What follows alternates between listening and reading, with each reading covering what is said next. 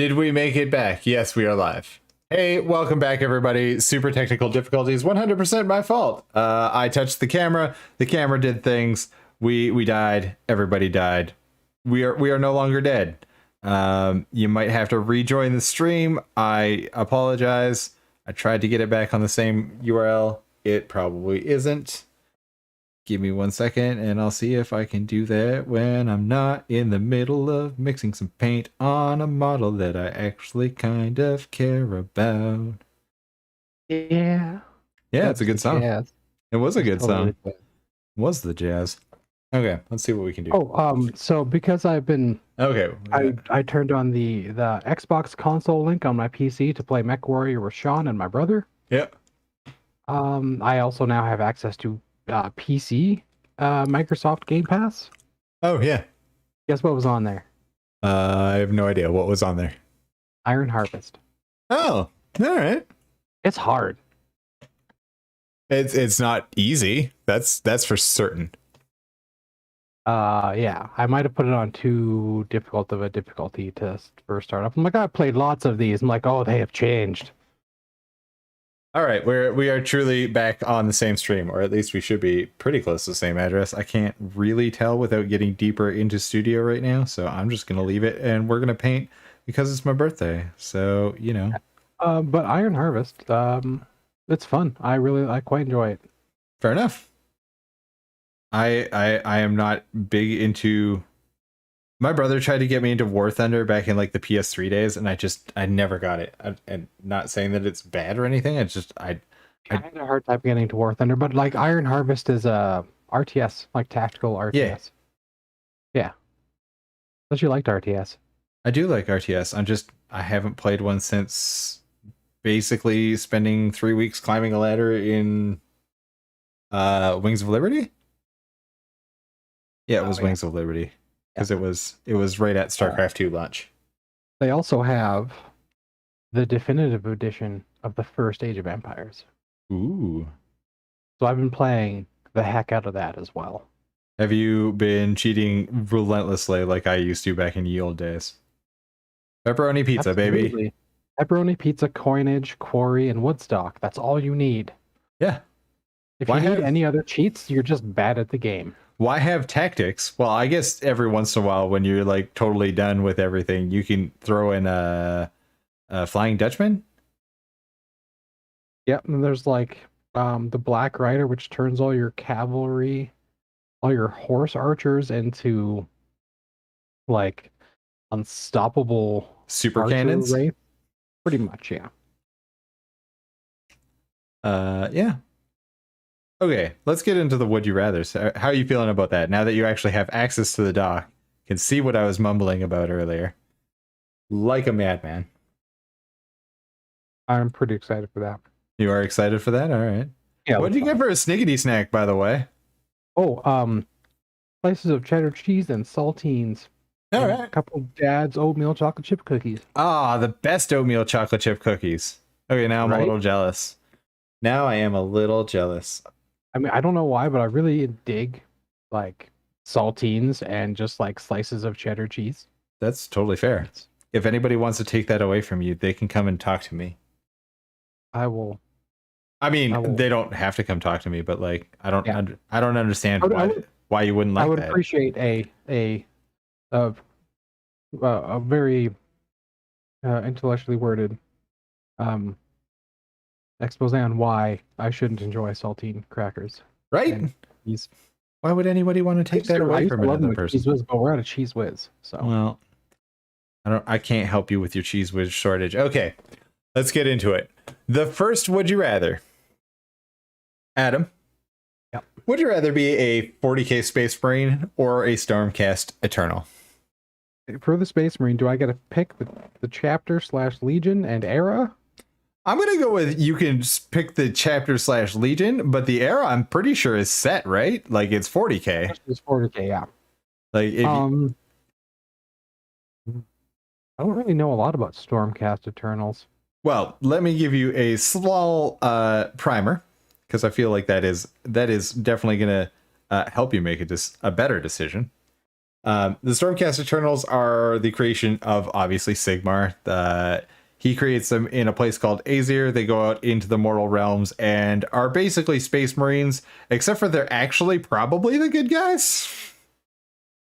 I mean, they are fighting for the mortals in a place called the Mortal Realms, so that seems immediately different from our space marine friends.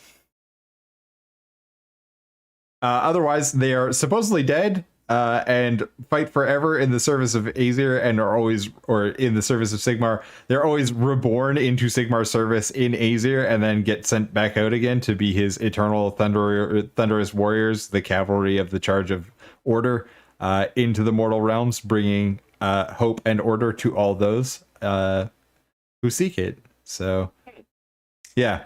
Basically, Space Marines, if Space Marines weren't, theocratic fascists. If Space Marines were in fantasy and not sci-fi? Do I hesitate to call 40K like sci-fi? It's gothic sci-fi. I'll give it gothic sci-fi. Yeah, I give it gothic science fantasy. I mean, well, we can... Yeah, it's got demons and stuff. Yeah, but demons don't necessarily change whether or not something is sci-fi or fantasy. We are losing the thread on this one, buddy. We are. Actually, as much as I would want to go Space Marine, and if I did pick one, I'd pick salamanders. Okay, you're gonna actually work for the greater good. Don't kill humans just because it's fun and easy. Yeah, I mean there are other Space Marine legions that do believe in that.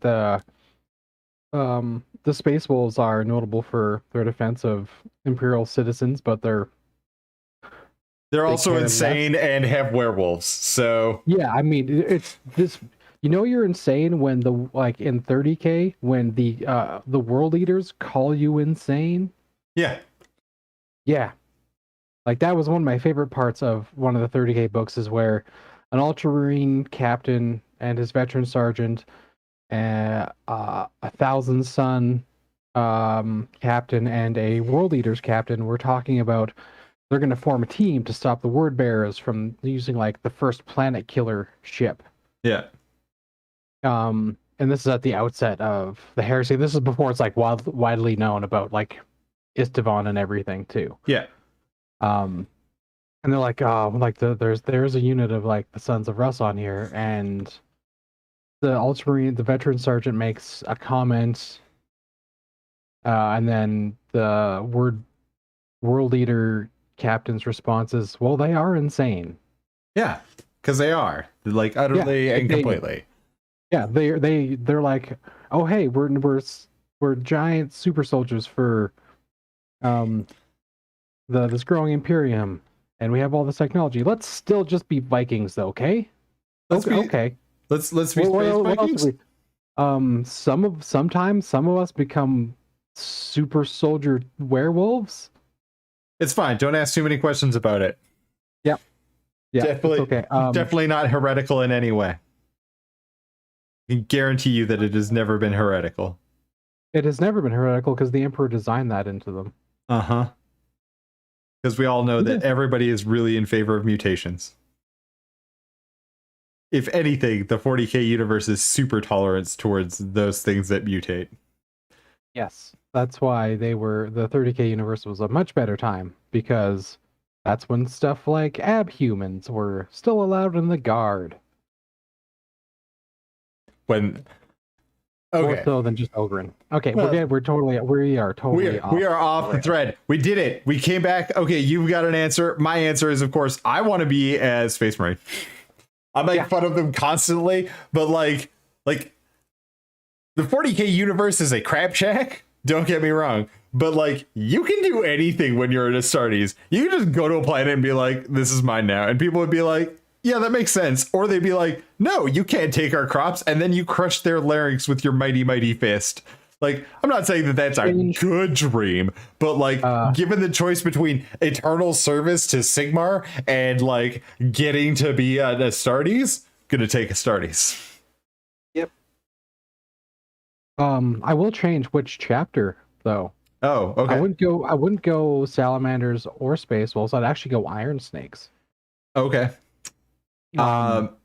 they're one of the ones that are very dedicated to fighting for the citizens. They also often fight just like on their own. Okay. I can Yeah. honestly tell you I haven't heard that much about them, but that doesn't surprise me, as I am a babe in the woods when it comes to lore. So Think of them as like, you know how like every Space Marine chapter, at least a lot of like the really popular ones, have some sort of like old Earth theme to them. yep. The Iron Snakes are essentially like the Greek heroes of myth, like Achilles and stuff. Like All right. they fight in like a phalanx. A lot of that's like their what they call formal war is where they all fight in like in a gun line in a phalanx. They're all trained with lances, which are basically just that's what they call them. They call them lances, but they are essentially javelin, like Space Marine size javelin made out of whatever the 40k adamantium is. Are we talking about ceramite? No, ceramite's Ceramite's what they make the armor out of. yeah, ceramite's like a super dense ceramic, essentially. See, this is where it gets weird. Is ceramite used to be a type of metal? Because maybe not based off of the lore, but like definitely in old paint jobs of 40k, bare ceramite, especially I'm thinking of you right now. What's their stupid names called? Grey Knights. When Grey Knights were introduced, silver, their armor was described as being bare ceramite, which means that like silver, it's now canonically blue silver, is supposedly the color of ceramite, but it's also a silicon alloy, technically, which I guess Okay. Yep. Lexicanum. Regardless, I think that either choice would be fine. If I had to choose which chapter of Space Marines I would probably want to be, can I choose Loyalist Alpha Legion? Yes, absolutely. Because they are loyal. Most of them. Some of them are not, but many of them potentially could be. I do want to read the 30k book that actually is the divide, where it's the fight between the twins. Yeah, and no one really knows. Listen, in this version of 40k, or of me having to inhabit the body of a Space Marine, I am just going to wander around planet to planet claiming to be Alfarian. This is really what my entire plan. It was all for a joke. It was for our I am Alfarius joke. That was the entire point of me. I had arguments for either side. I didn't care which one you took. Well, I didn't care which one I took, because either of them could be argued for. I mean, if you want to be a Sig Marine, it's cool because you get to meet lizard people, which are basically giant sentient walking dinosaurs, which that sounds pretty sweet. And they're on your team. Like, they are on the side of Grand Order Alliance, which means that you get to be friends with a dinosaur, which, if we could talk about things that like 5-year-old Steve wanted to do, be friends with a dinosaur, definitely one of those things. All right. Continuing just to work our blending across this arm. According to Lexicanum, Yep. ceramite is a high-end ceramic. Yeah. I can't remember who put it up there that it was metal, but I have a feel. I know Matt Ward wrote it originally into the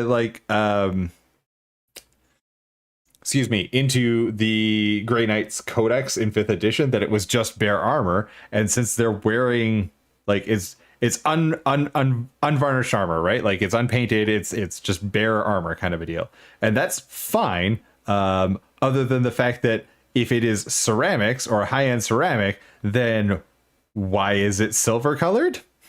Yeah, exactly. Don't get me wrong. We can all make fun of Matt Ward for the variety of not the greatest lore writing, and the introduction of the Grey Knights, which also Grey Knights possibly the reason why I got into 40k, like why I started like looking at it. It could have been Battle for Blackreach, the box for Battle for Blackreach too. Yes. So there are Crusade era Space Marine armor was made of different stuff than current era Cool. You know what they're wearing though? power armor. Power armor. Current Yeah. era power armor. Because technically they're wearing Aegis power armor if you're paladins, or something else if you are just regular Grey Knights. But like, yep, you are wearing power armor. Just regular. Grey Knights are wearing like Mark 10, I think. Mark 10 is Primaris armor. It's Mark 9 then. Mark 9 was everybody except for the Space Marine, or except for the Beakies, which were still Mark 7s. I have learned something about power armor in all of these days. Mark 8. I thought it was everybody was in Mark 9 power armor until they became Primaris Marines, at which point in time they all got to don their new fancier suits. Correct us if we're wrong, chat, because we probably are. Listen, I'm trying to go through half-forgotten lore while I'm trying to, like, smooth out paint jobs. So, I blame it on the smoothing of paint. It's not a good excuse, but it's the excuse I'm living with. Fair. Yep. Fair indeed. Do you wanna move to the next would you rather on the list? I promise they're gonna get better from here. That one was probably the like lamest one because I wrote it first and just didn't delete it. So there is no Mark 9. Oh, is there not? Okay, so No, it went straight from most Marines were in Mark 7, which is Aquila. Mark 8 was the newer one, which was the one with the higher Gorget. Yeah. And then Mark 10 is Primaris armor.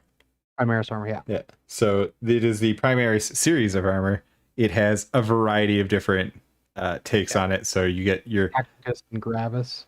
Yeah, and then there's one more Phoebus. Phobos. There we go. No, there's no E's. I don't think. Listen, I'm gonna put E's in every sentence today. I did it in that one. We'll see how it goes. And then, like, again, there's Artificer armor and Aegis armor, which is just a name for all of the Aegis armor is the Grey Knight armor. Yeah, that's Terminator and normal as well. They both fall under Aegis. Okay. I thought that they got separate armor for their not for the Terminators, for the Paladins. The Paladins have cooler looking armor than the rest of them do. Because, you know, Paladins. Paladin laughs in AC.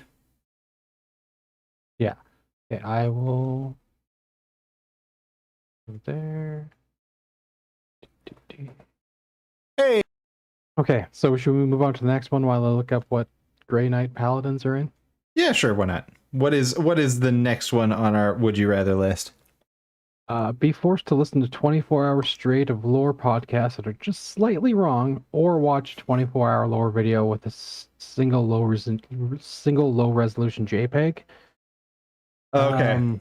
I would never know the difference between the slightly wrong lore and the correct lore. So I feel like that's not a problem for me. Like, unless I could like recognize that the lore was slightly wrong, it'd be like, this seems different than what I imagined, but I kind of like it. What about you? What would you rather do? Single low resolution JPEG for 24 straight hours, and you have to be watching. Like, you can't just like doze off for like 16 of the hours and be like, oh, it's over now. That's good. Back to regular life. Or lore that you demonstrate. I guess we'll make it so that both of us would have to know that the lore is wrong. Like, we would know it was wrong. Okay. Oh boy, that makes it harder. Yeah. Because I kind of want to say, like, no, I'd be too nitpicky. I would lose my mind after like 2 hours of the slightly wrong lore video. I would be throwing myself into things. I would be throwing things at other things. It would not go well. It would go very poorly, as a matter of fact. So I'm gonna have to go with the 24 hours of a single low resolution JPEG.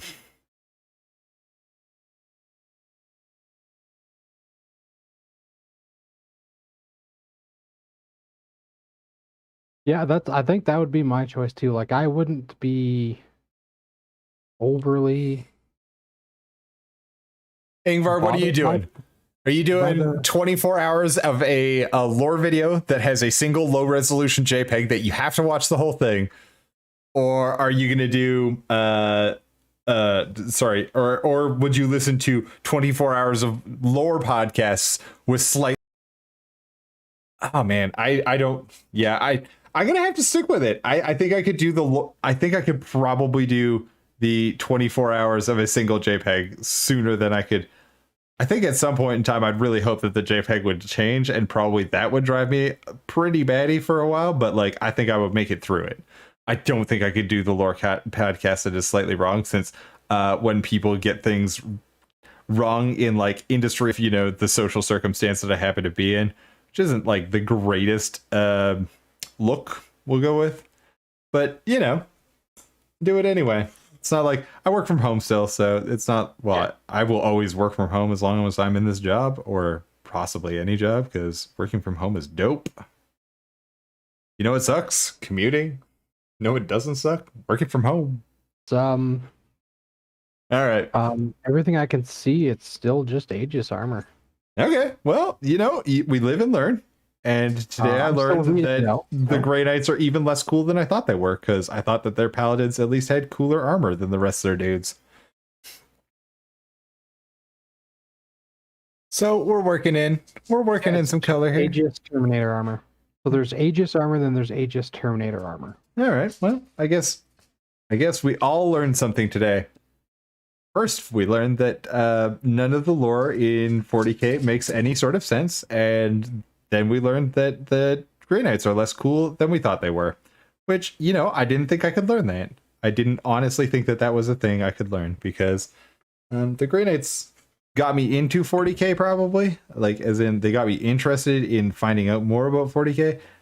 The Grey Knights are not my favorite demon hunters, especially the way that 40K plays with demon hunters. Not my favorite way of doing demon hunters. Now, those demon hunters that came out not that long ago for Age of Sigmar, I'm big time into those demon hunters. The like father nearly bought myself 2 to 3 days ago. Good choice with the JPEG, Ingvar. I definitely, yep, 100%. We are all correct and of a similar mind, which means we are even more correct because we're going along with the group consensus. So high fives to all of us. Woo! Woo! Oh man. Okay, next one on the list. And this is for all of us, so you can join in with this, Ingvar. Paint a single Wolfen sculpt, and I'll show you the model here in a second. Paint a single Wolfen sculpt 100 times with no breaks and get paid a comfortable year's salary, or have to glue your thumb and index finger, have your thumb and index finger super glued together every day for the same amount of time. So like whatever it would take you to paint that 100 of the same Wolfen sculpt, or you know, you have to, and you can't just like slap like paint at the Wolfen sculpt and be like, this is painted now. It has to be like passable work, like to the point where, you know, you aren't absolutely disappointed in yourself for having painted the thing. Hang on. Okay, we got it. And this is the sculpt that we all have to paint. Yeah. So the reason why I chose this Wolfen is this Wolfen A comes in very few sub-assemblies, as in the only thing that you can do is not put the backpack on, so everything is a pain in the butt. It has so many little greeblies and details and pizzazz all over it that looking at doing even just a company of like Wolfen, not a company, just a pack of Wolfen, fiddly little bits on dudes. So like, and you have to paint 100 of them, all of them to like, you know. Adam. Oh, sorry. I was eating a cracker and I muted myself. Well, that's I fair. unmute I myself. appreciate not eating a cracker directly into my ear. I love you, buddy. Thank you for thinking of me like that. I'm gonna pick thumb and index finger super glued together every day for a year because I don't like the new Wolfen. I don't like the old Wolfen either. So, Or the old Wolfen. That's fair. Everybody's If I allowed had to to love pick what one, they I was love. gonna pick one of the other ones.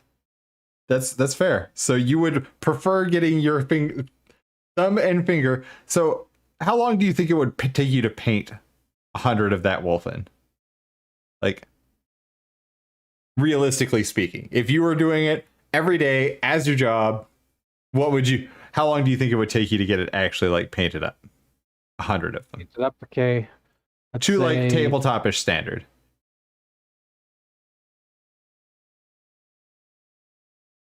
Because that is the amount of time that you have to get your thumb and forefinger glued back to, or super glued together. Because as somebody who has the super gluing skills of a 6-year-old, it's a pretty frequent occurrence for me. Every time I do it, and I happen to paint or super glue my fingers together, it's always the same 2 fingers because, again, I'm like a toddler let loose with glue. It doesn't end well for the toddler, and I always manage to rip because I'm impatient and I don't go find the super glue release. No, that would be easy and smart. I am not smart. So instead, I definitely rip my fingerprints off of my hands one more time.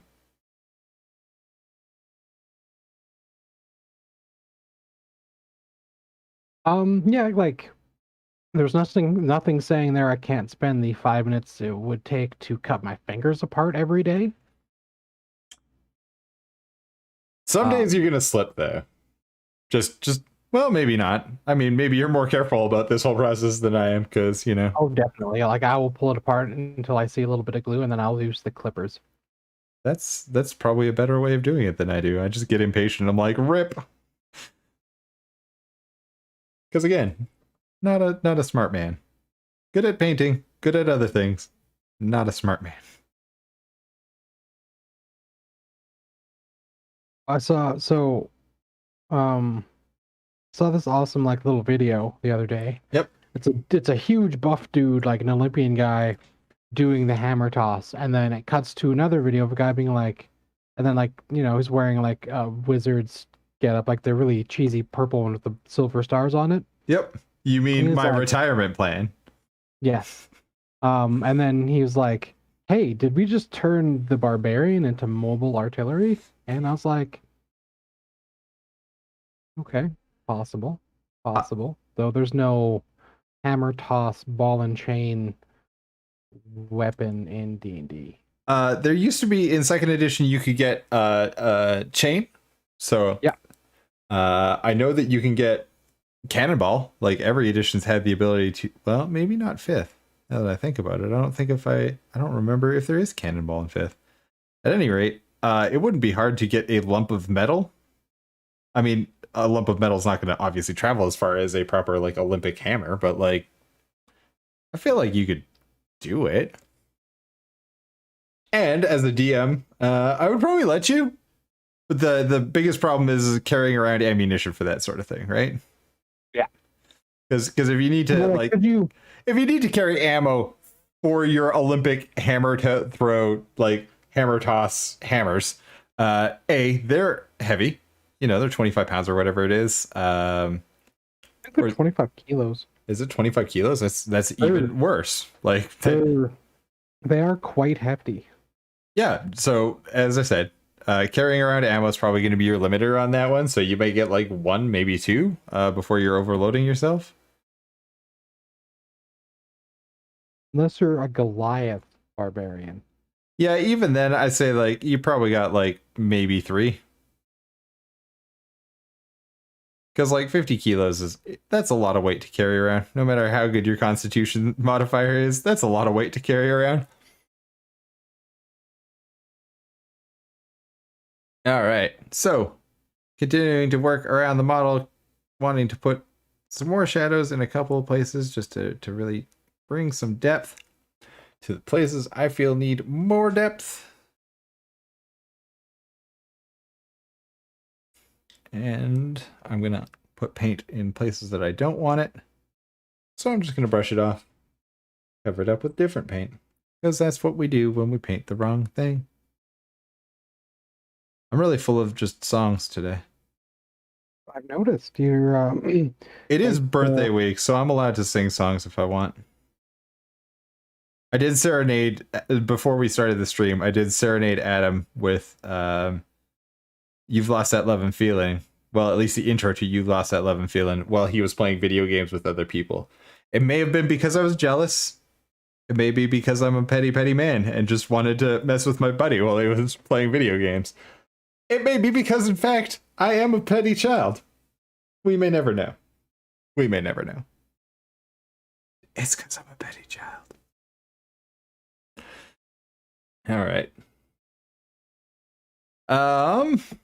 What's next on the would you rather list, Adam?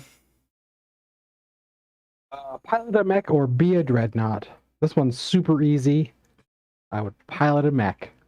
Yeah, but if you pilot a mech, you're gonna die. Pilot a dreadnought, you're already dead.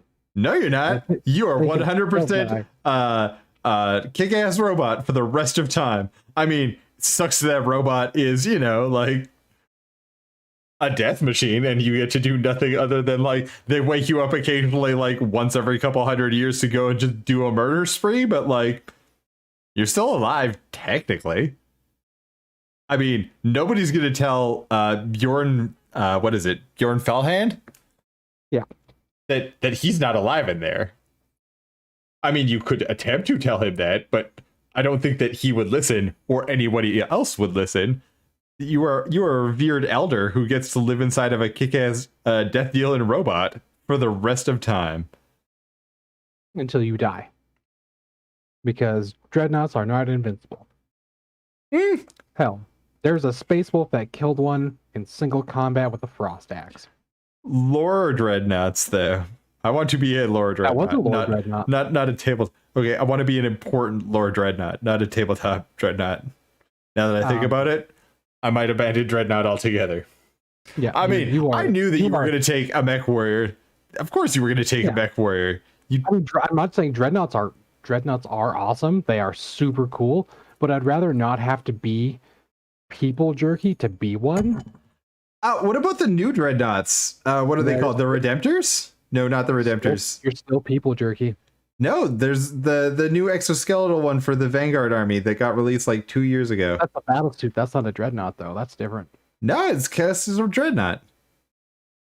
No, it's a battle walker. It's not a dreadnought. It does not have the dreadnought keyword. To the Games Workshop site, everyone. Seriously, I'm pretty sure that it's called something or other dreadnought. The one with the cage kind of in the front? Yeah. It's a battle walker. I have never heard of a battle walker previous to this sentence. Well, and the last time that you said exactly the same thing. So hang on, my dudes. All right, Space Marines. All right, view all, because there are some reason 10 pages of Space Marines. You know, I make fun of a lot of Space Marines make fun of Space Marines a lot for choosing to be a Space Marine instead of an arguably cooler. Yeah, we found it at the same time. All right. Yeah. All right. It does count as can you take it? Elite choice for Adeptus Astartes. So yep, no, you are correct. And I was thinking of the Primaris Redemptor as the other one. Because I was like, I swear to God, I've seen little Space Marine dudes inside of basically dreadnoughts, and I would argue that is basically a Space Marine dude inside of a dreadnought. But I guess I can concede when I am wrong, and in this case, I am incorrect. Blatantly, yeah, I mean, if that's true, like I do like the Redemptor dreadnoughts. While we're on the topic, they are really cool. I wish that you could do a little bit more that you can do with the Invictus battle suits, with the like being able to drop them into battle, having not having to come in from a board edge, 9 inches from board edge. There's a bunch of things that, like with the Vanguard stuff, that is really, really neat, and adds a certain playstyle that I would appreciate with more of the Space Marine stuff. But again, I'm not really a Space Marine player. I am just a dude on the internet who likes painting models and yelling at his friends. Like all of you guys. I assume that there is at least one of our friends watching right now. There could be 0. There could be more. Who knows? There's no way of telling unless I touch the little button that tells me. And I haven't touched that button because instead I'm trying to actually, like, I had a really great camera position going on earlier today, and then I touched the thing. Now, there we go. Is that better? Feels better. No. There we go. Oh my god. You might actually get to watch me paint for a little bit. I'm excited. As opposed to like the top of the table or like the mat beneath the giant ogre chieftain. Ogr Cheiftain. Jeebus. I gotta say, I really do like this sculpt. I'm not a huge fan of Reaper plastic, even the Black Series stuff, this stuff that I'm painting on right now, but like it was free. And as I said, I got a whole bunch of them. So I decided to do this guy today because it's birthday week. So as a part of birthday week, we will be back on Thursday at 8 o'clock p.m. Eastern time, 5 o'clock Pacific, 6 o'clock right here in Calgary, Alberta, Canada. We will be going to have to help me again with pronouncing his name. Casero Khan? Yeah, Corsero Khan? Yeah. Casserole cans. We're going to be painting casserole cans. We're going to be painting casserole cans. I'm going to attempt to get them painted entirely. So obviously, you guys have watched me paint. It took me 2 hours to paint Space Marine knee pad one night. I mean, there was interruptions. We play games, yell at each other. I touch cameras and drop the live stream. It's fine. All of those things happen, but we will make an attempt to paint an entire Space Marine hero in 3 hours, which I'm gonna cheat. I will already tell you I'm gonna cheat on this one. Is that okay, buddy? On trying to get them painted in a single live stream. I'm gonna do some prep work because I want them to look nice. I have problems with things looking yucky because I want things to look nice. Again, that's totally fair. I think it's more or less like model prep.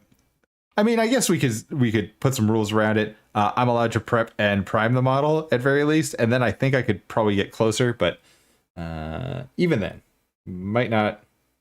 Well, I know I'm going to do more than that. Heck, I already know I'm going to do more than that. I've already been planning to do more than that, so I may as well just come clean. I'm going to get it all the way to the first layer of base coating, probably on some of the model. I mean, definitely his armor is going to be done. We'll see where it goes from there. I'm not convinced that I can really mess this up. It's my own challenge against myself, and really it's just so that I can have something different to paint because I don't feel like painting orcs or really anything else this week. I don't want to paint any of our normal stuff. I wanted to paint something different because it's birthday week. Which also, birthday week. Woot woot. Woo woo. In case anybody has joined us and doesn't know, it is Mr. Adam Groom's birthday as well as it is mine during this week. So we are celebrating birthday week together with you guys here on the internet because that's where I want to be. That's how I want to spend my life, is with you guys. Also, I was going to paint today anyway, so I may as well paint on the internet with friends. And enemies? I don't know if I've made any internet enemies yet. Should I go make some internet enemies? No. Really? I can say everything that they do is somehow related to Hitler or the SS. I don't think internet enemies would be fun. What about real life nemesis? Better. What about just more friends? Also better. What about internet friends? Still counts. Okay. All right. Well, guess what, guys? According to Adam, you guys count. So thank you, internet friends. Oh, man. Gonna get more. So I'm doing the light source side as this side of our Ogr Cheiftain. Boy, howdy. So you can see we kind of got a situation going on there with skin tone. It's still a little rough. We'll continue to smooth that out. But I want to now to start to establish our shadows. So I'm going around with our shadow color. I started off on the face here. We're going to continue to work this around the model into more of the deep shadows of this guy. And then we'll sort of modulate shadows by using a combination of, so this is petroleum gray with just a little bit of Mediterranean blue, just to sort of boost some blue into these details. And then we're going to continue to work around this model and using that combination in with our skin tone, which is a combination of Adriatic blue and Thar brown, just to desaturate our Adriatic blue a little bit. We're going to do 2 sort of light sources on this guy. So we're going to do our overall light source, just like we have on this side. So there's a top-down light source zenithally like this. And then on top of that, we've got sort of a light source coming from this, about that angle you guys can see on the model. So the opposite of that is going to be happening on the other side of the model. So we'll still have that sort of zenithal from the top light source. But in addition to that, we're also going to be adding some extra shadows, just giving the light some more directionality, just something more interesting than just straight from above. Because, you know, anybody can do straight from above. You can do straight from above. I can do straight from above sometimes. I'm not going to say that you guys are better painters than I am, but some of you guys are clearly better painters than I am, because I've seen some of the work of the people who follow us, and I'm like, why follow me? I'm just some idiot who likes to yell at things. Oh, God. What's next on? We have had some super weird arguments. Like we once argued about pizza for 45 minutes. Listen, it wasn't 45 minutes. It was like 44 minutes. And it was totally worthwhile. We definitely solved whatever crisis we were having about pizza that day. Yeah. Yes, it is. Also, today we've discovered that the Space Marine, or that the Grey Knights, are equally as uncool as we all kind of thought they were. I think I just made that determination on my own. I don't know if any of the rest of us have actually joined in on the chorus of Grey Knights are less cool than people think, because they don't have a separate name for their Terminator armor. Well, they do. It's the Aegis armor. Yeah, but everything is the Aegis armor, which makes it less special. It's less cool. It's my birthday. Just go with it. It's also your birthday, so like. I think there is like artificial Aegis armor as well. Yeah, there's Chapter Master armor for the. Like there are still special armors for like Chapter Masters, or whatever the equivalent is when you're First Brother. Is it First Brother when you're a Grey Knight? I don't remember. No, it'd be Grandmaster. Grandmaster, thank you.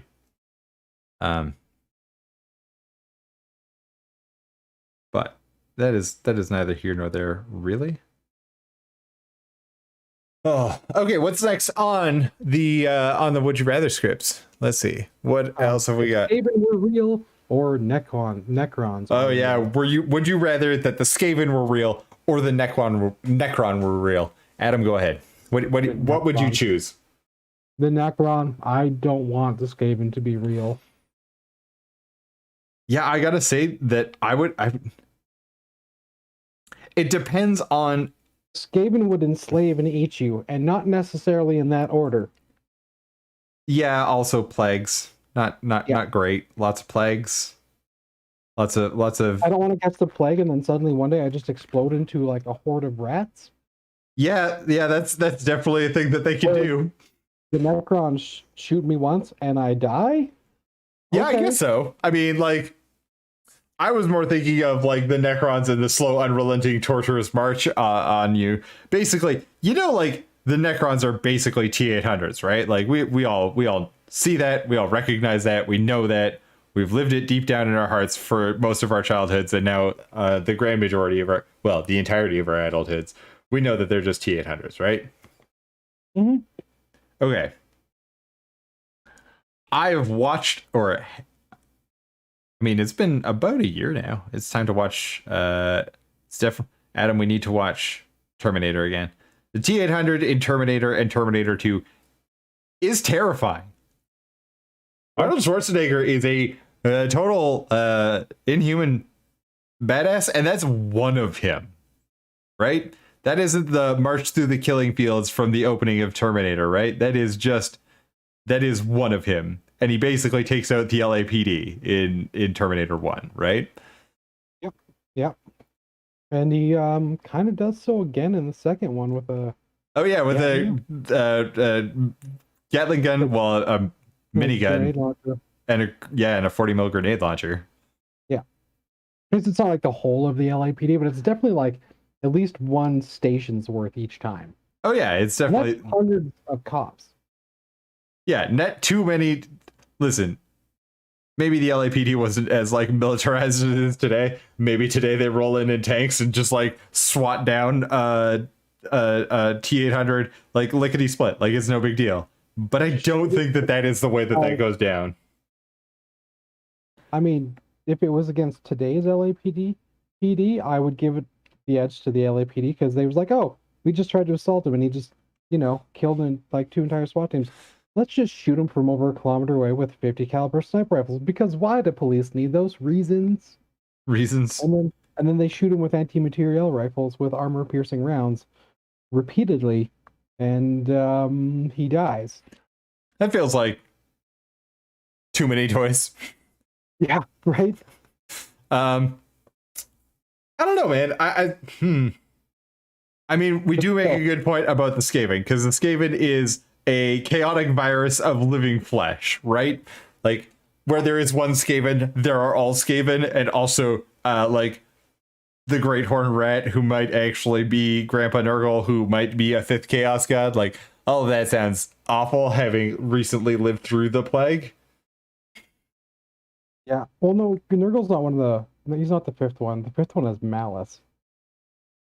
Yeah, I'm talking about the possible, like, the Great Horn Rat could possibly be the 5th Chaos God, because Malice would be... Oh, yeah. Malice is no longer canon. Yeah, exactly. So, but the Great Horn Rat still exists in lore. It's still canon in 40k. Sorry? Oh, Malice is still in... Really? Yeah, the Sons of Malice are a Chaos Space Marine chapter that only fight Chaos Space Marines. Huh. The more you know. I don't know if he's officially canon, but like, I still see people play Sons of Malice all the time. Fair enough. I honestly, you know how we had that thing earlier where it was like, would you rather listen to like 24 hours of lorecasts that were just slightly wrong? That's me right now. I wouldn't know. I mean, I wish I did. I wish I had more of a mind for keeping the lore straight for 40k, because it seems interesting, but also confusing and bad. Yeah, it's super hard because I've been into 40k since 4th edition. Yeah. And a lot of the, like I've mentioned before, like I didn't start getting minis and stuff until I was in my 20s and I moved to Calgary. Is it kind of like being like a very devout Catholic? You know, the one where Ned Flanders is like, I do all of the stuff in the Bible, even the stuff that contradicts the other stuff. Is it kind of like that with 40k lore? Yeah, it changed a lot. That Matt guy, the creator of the Grey Knights and Matt Ward. Yeah, he is. Matt Ward is also, just to take a weird tangent, Matt Ward is also the lore and game designer for Beyond the Gates of Antares, which is the like Warlord Games 40k equivalent. I guess it's probably more hard sci-fi than 40k is, but yeah, it's closer to Infinity. Yeah, except for it is a full-on army game as opposed to Infinity that's just squad-based combat, right? Mer? Yeah, that's correct, yeah. Okay. But yeah, for those long time Warhammer or Games Workshop fans, we all know that Matt Ward is the devil. Is he? Yes. Okay. He is the reason why Ultramarines are the way they are. Oh, well then, yeah, agreed. He's the devil. Yeah, he's the one who made them like, they're the best of the best, and every other Space Marine wants to be them, and all the Sisters of Battle want to sleep with them. He wrote that. Okay, well that is patently untrue, because I am Alfarius, and I want to only sleep with other Alfariuses. So, Alfarii? Sorry, what? Alfarii. So everyone? Not everyone is Alfarius. Just us sneaky boys who are wandering through the woods. you know what the weird thing is? I'm not even gay. I don't know why I'm committing to this joke or defending it in any way. Like, I'm sorry if that offended anybody who actually is gay, but like, I thought it was fun, and I apologize for making it even more awkward now as I explained the joke too much. Because you know what makes a joke better? Over explaining it, which is what I'm doing now. Yup. All right, continuing on. Okay, so we both decided Great Horn Rat, right? Like, neither of us want Plague and Pestilence brought on by the Skaven to actually be real. We can go with the recency of the global pandemic that we all just barely survived because too many people here are dumb. Also, if you didn't get the plague, and you think that it is because you have superpowers, you are in fact wrong. It was a global effort by many human beings. And if you're one of those who made the effort to stay home, good on you. And if you're one of those ones who thought you were invincible, we don't really need you on this channel. You can go somewhere else. There are plenty of other places. Some of them, yep. Okay. Yeah. Yep. Continuing to work on this. Way better for humanity if Necrons are real and Skaven stay as fiction. Okay. Would you rather be an Astartes or a Jakara? Oh, that's a tricky one because the Jakara were awesome. Right? They're the ones who made digi weapons. They're the ones who made basically everything in 40K awesome. Like, it may have existed in 40K, but they made it cooler. Like, for those who don't know what digi weapons are, they are like disintegration beams built into a ring. Yeah, there's also the wasn't it plasma weapons is one of theirs too, and crack grenades? No, Volkite weapons. Oh, there we go. Yeah, okay. Thank you. I knew it was some sort of like weird, slightly. At any rate, for those of you who don't know the lore of the Jakaro, let me tell you a tale. Imagine, if you would, an orangutan that instead of being just regular orangutan size, is like human-ish size, like slightly larger than your regular average workaday orangutan. Now imagine that slightly larger orangutan had no written language, like none whatsoever, like didn't write, didn't read, but somehow that great magnificent ape was able to create unbelievable technologies and control unbelievable technologies through means that just like baffle human scientists. That is a Jakaro. They are as cool as engine seers and like or engine singers. What is tech priests, that sort of deal in the AD, except for they are cool ass primates. Yeah, they invented Galar fields, which are the special force fields humans used to protect them from the warp. Yeah, like all sorts of really cool stuff out of the age of technology was actually invented by hyper-intelligent monkeys in the 40K universe. Well, they're not technically monkeys. They are hyper-intelligent apes. Ape-like beings. Something along those lines. Like, it is incredibly cool that an awesome monkey did this. Now, on the other hand, Adam, do you want to explain what the Astartes are? I don't know how anybody would be watching our channel without knowing what the Astartes are, but like maybe we should explain it. The Astartes are genetically engineered, actually genetically modified, because they're not fully engineered. Well, their gene was originally engineered, but that is getting deep down into lore. Yeah, so they're genetically modified post-human super soldiers clad in power armor that is like a second skin to them. So it feels like they're wearing biker leathers. That's what a space marine feels like when he's wearing power armor. That's why in the fluff they do somersaults and all of that stuff. Yeah. So long story short, not that you did you did an excellent job of explaining what the Astartes are. Space Marines. They're Space Marines. They are our Space Marine friends. Now, the great thing about being a Jakaro is you get to be the smartest ape of all time. You get to be awesome and orange. Yep. You don't have a spoken or written language. Yep. You somehow just are the greatest of engineers. Not entirely certain how that happens, but like, I'm into it. I can get behind that. So yeah, I don't know where I fall on this. Would I rather be the coolest ape in the known universe, like including humans? Like let's be serious. Humans, regular humans in the 40k universe, nothing compared to a Jakaro. Jakaro immediately cooler. Plus 10 points Jakaro has Jakaro. Yeah, or would I rather be a genetically altered super soldier who can kick a building over? Yeah, like a dude who one of them is equal to like 1,000 normal humans. Because even without their power armor, Space Marines can kill probably hundreds of people before they would die. Oh yeah, and you know, this is the thing that I don't think comes across because we're talking about tabletop gaming and stuff like that. But most of the Space Marines are actual like they're actually smart. Like they're good not just because they are tough, but like in the lore, etc. They are exceptional human beings in every way. Now this tends to turn them into something of Mary Sue's. They aren't particularly interesting characters because of this, but you know, it's as if you had like a cooler power armored version of Superman most of the time.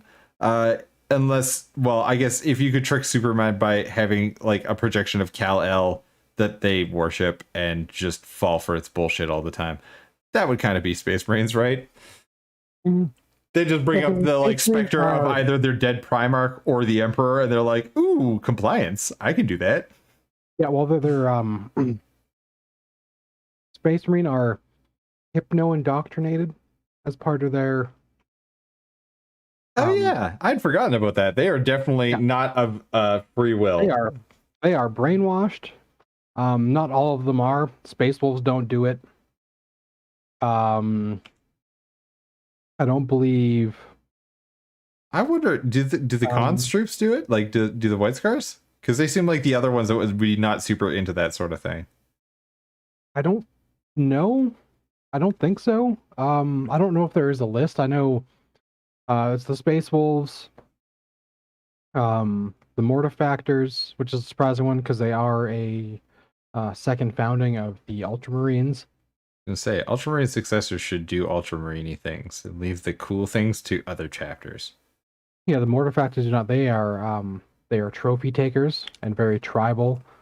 Commonly file their teeth in 2 points. They favor battle scythes like man reapers as weapons. Okay. And they take the heads. They always take the heads. Okay. Seems terrifying and unnecessary, but sure, why not? Yeah, and then they are usually clad in heads. Their chapter master's armor is made of fused bone of like some crazy Tyranid he killed. Broodfather? Yeah, I'm not really. It doesn't really mention it. It just mentions the boner. Yeah, you said boner. Boner. The boners are from some higher order Tyranid organism. Fair enough. Like almost word for word what it says in the book. Yeah. But they yeah, the Mortifactors they're neat. Neat. All right. So we're at kind of a good spot here. We're gonna take a little bit of a break. I'm gonna go outside, enjoy the 30-degree heat. Just kidding. I'm gonna go and put ice on my nether regions because I am sitting cross-legged like a moron would. And in the meantime, we're gonna take a little break. So we'll be back in about 15 minutes. There's a little bit of a slideshow that goes on in here. If you would like to be included in the slideshow, cool. We would love to have you included in the slideshow. You can submit your submissions because that's a good sentence, right? Yep. You can submit your submissions to choiceminis@gmail.com, or you can DM them to me on Insta, or if you've already got them on your Insta page, just like send me the link and I'll include them in the show. Why not? I love to see what you guys are working on.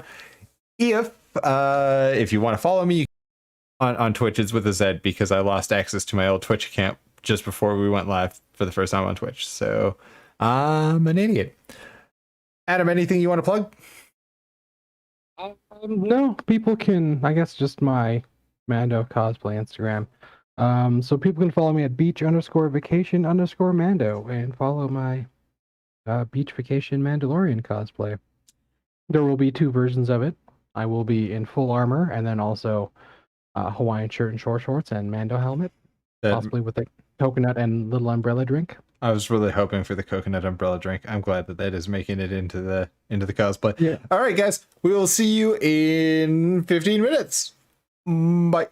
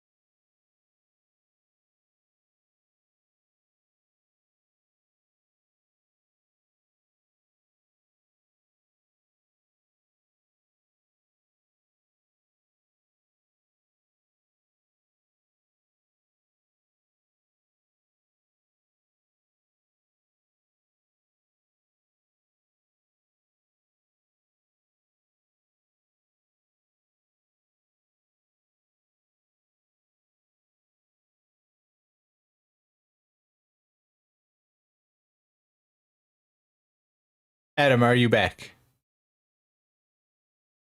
No? Sorry, I muted myself before I left, so that was silly of me. Well, I'm on stream now, so people on stream can hear me. I may as well go back. Let's just do this.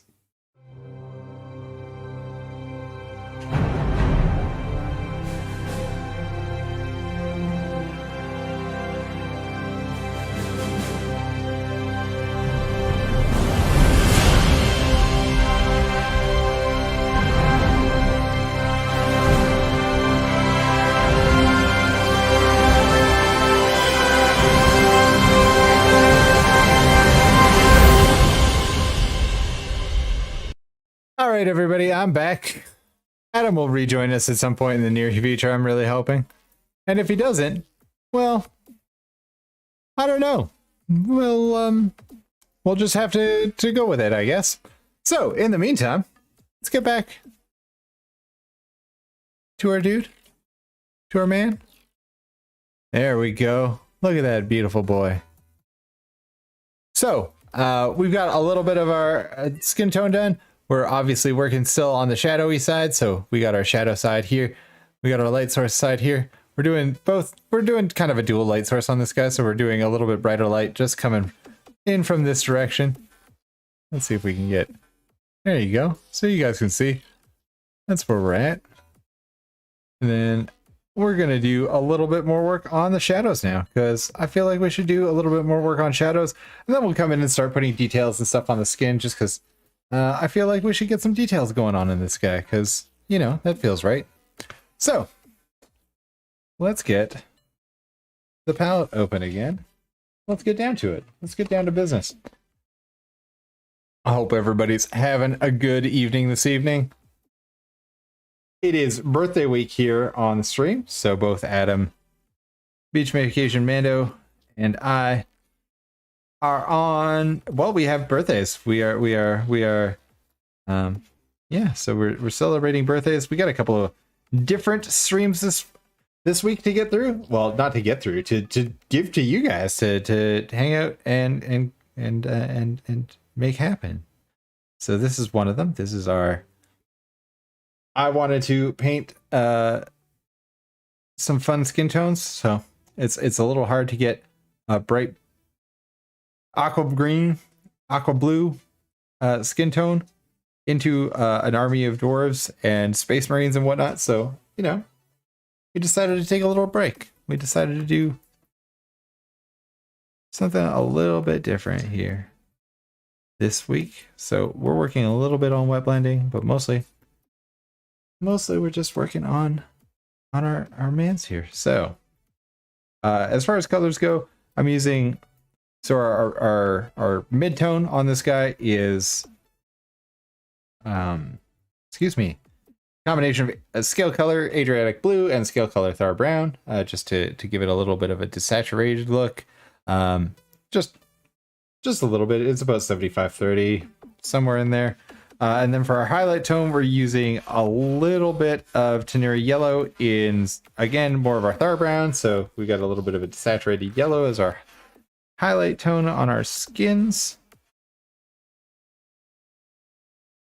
And then as a shadow, we're using a combination of Mediterranean blue and petroleum gray from Scale Color. So everything right now is Scale Color because I like using Scale Color paint. It used to be that there was a lot of dudes that were using Scale Color paint, and now that it's a little bit more accessible slash Scale Color in the States, and I believe in the EU now, is actually carrying Chimera paint as well, which I would like to try someday, but haven't yet.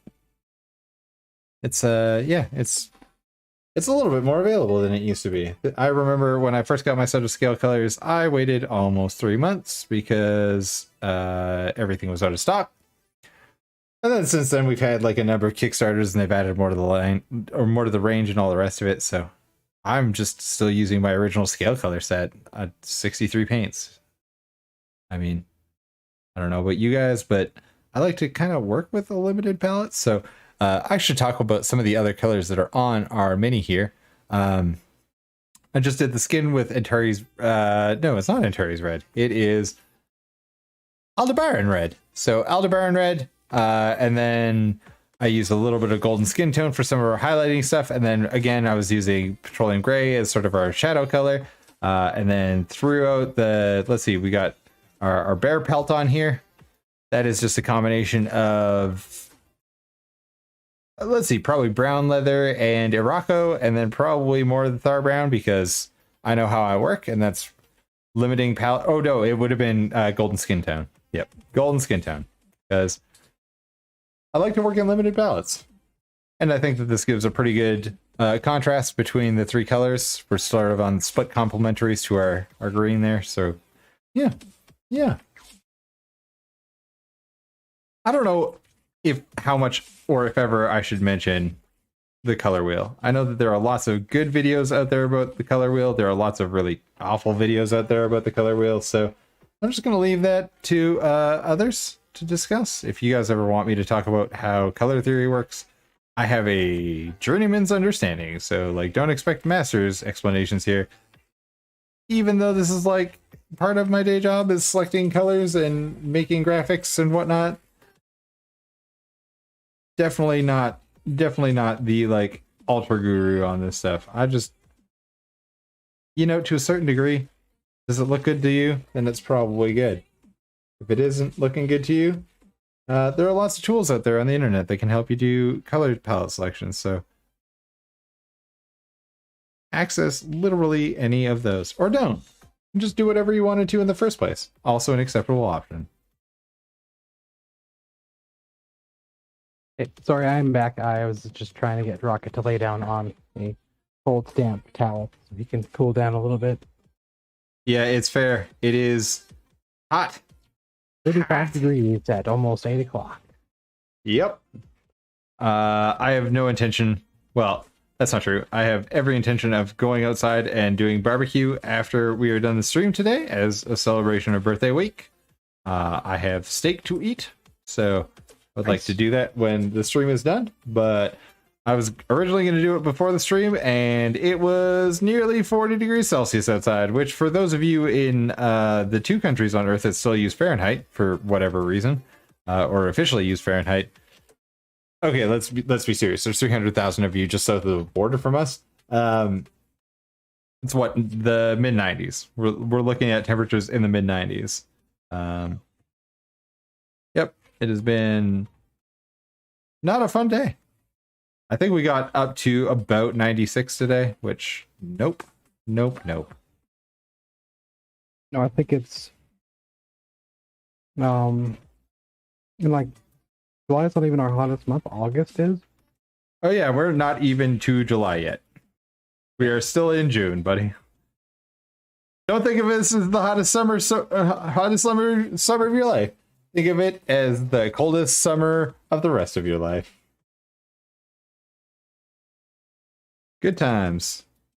I say this as somebody who lives in a place that absolutely depends on the oil patch for basically everything. We need to get rid of fossil fuels and sue the crap out of all of the fossil fuel companies because they knew about this in the 70s and buried the research. Good job. You know how like cigarette companies lied about how addictive nicotine was and how they had created cigarettes that were even more addictive when they definitely could have done the opposite of that? Yeah, basically the same thing with the oil companies and knowing about climate change. And they were like, climate what now? Never heard of it. Doesn't sound possible. We should probably buy a bunch of research that says the opposite of that. And they're like, yeah, but your own research keeps saying that this is real. And they're like, never heard of it. New phone, who dis? That's right. In the 1970s, they were responding with new phone, who dis?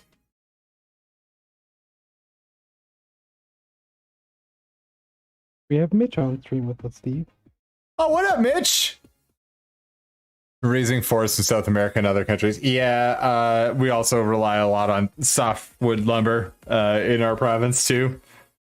Happens to be our second biggest industry.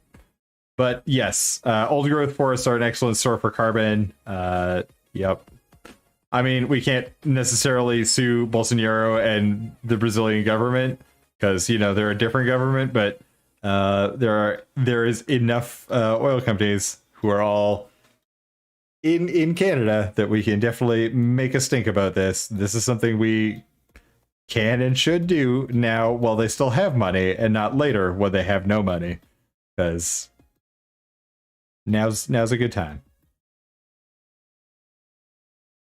Oh yeah, no. Using, especially in Canada, we're really good at replanting forests, and we do tend to take new growth forests. Like we tend to take down rapid growth forests, which is why we get softwood lumber as opposed to, well, hardwood doesn't particularly grow in our part of of Canada, but like even out east, there are definitely lumber quotas and all the rest of it for hardwood, and most of it is farmed hardwood. So, but yeah, burning down the Amazon so that you can grow more beef, not a great plan.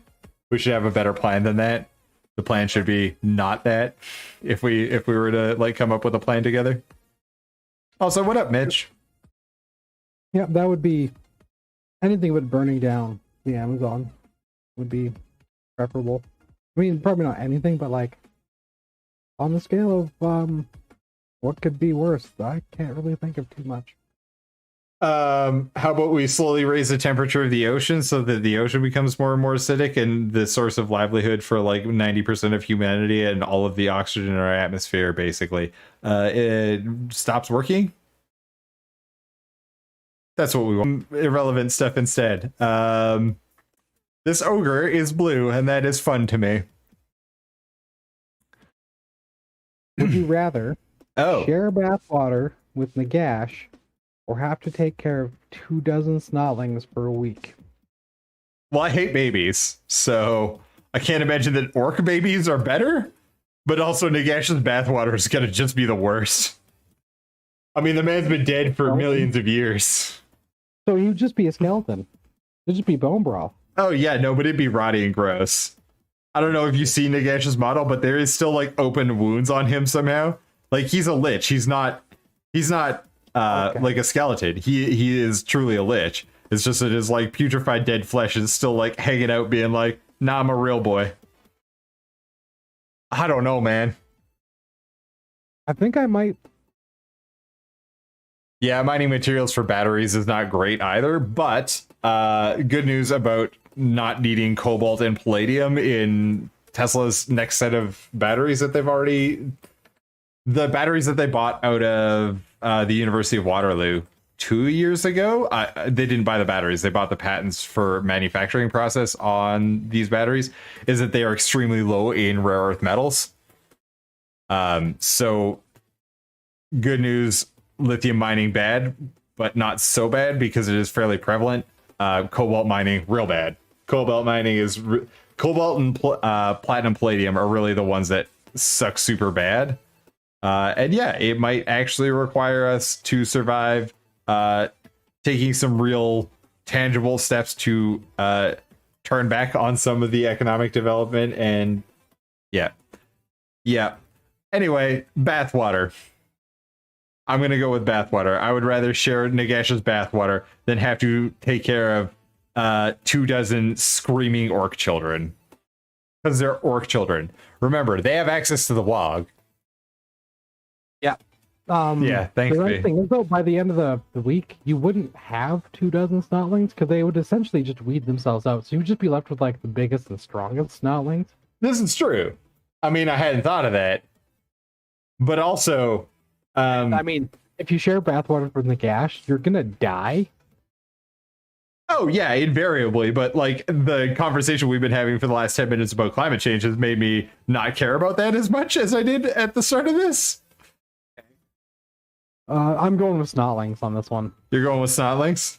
You're gonna take care of some baby orcs until they can manifest WOG? Yep. All right. Then I will be proud.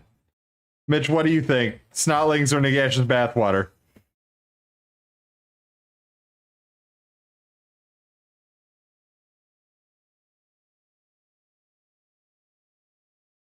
Huh.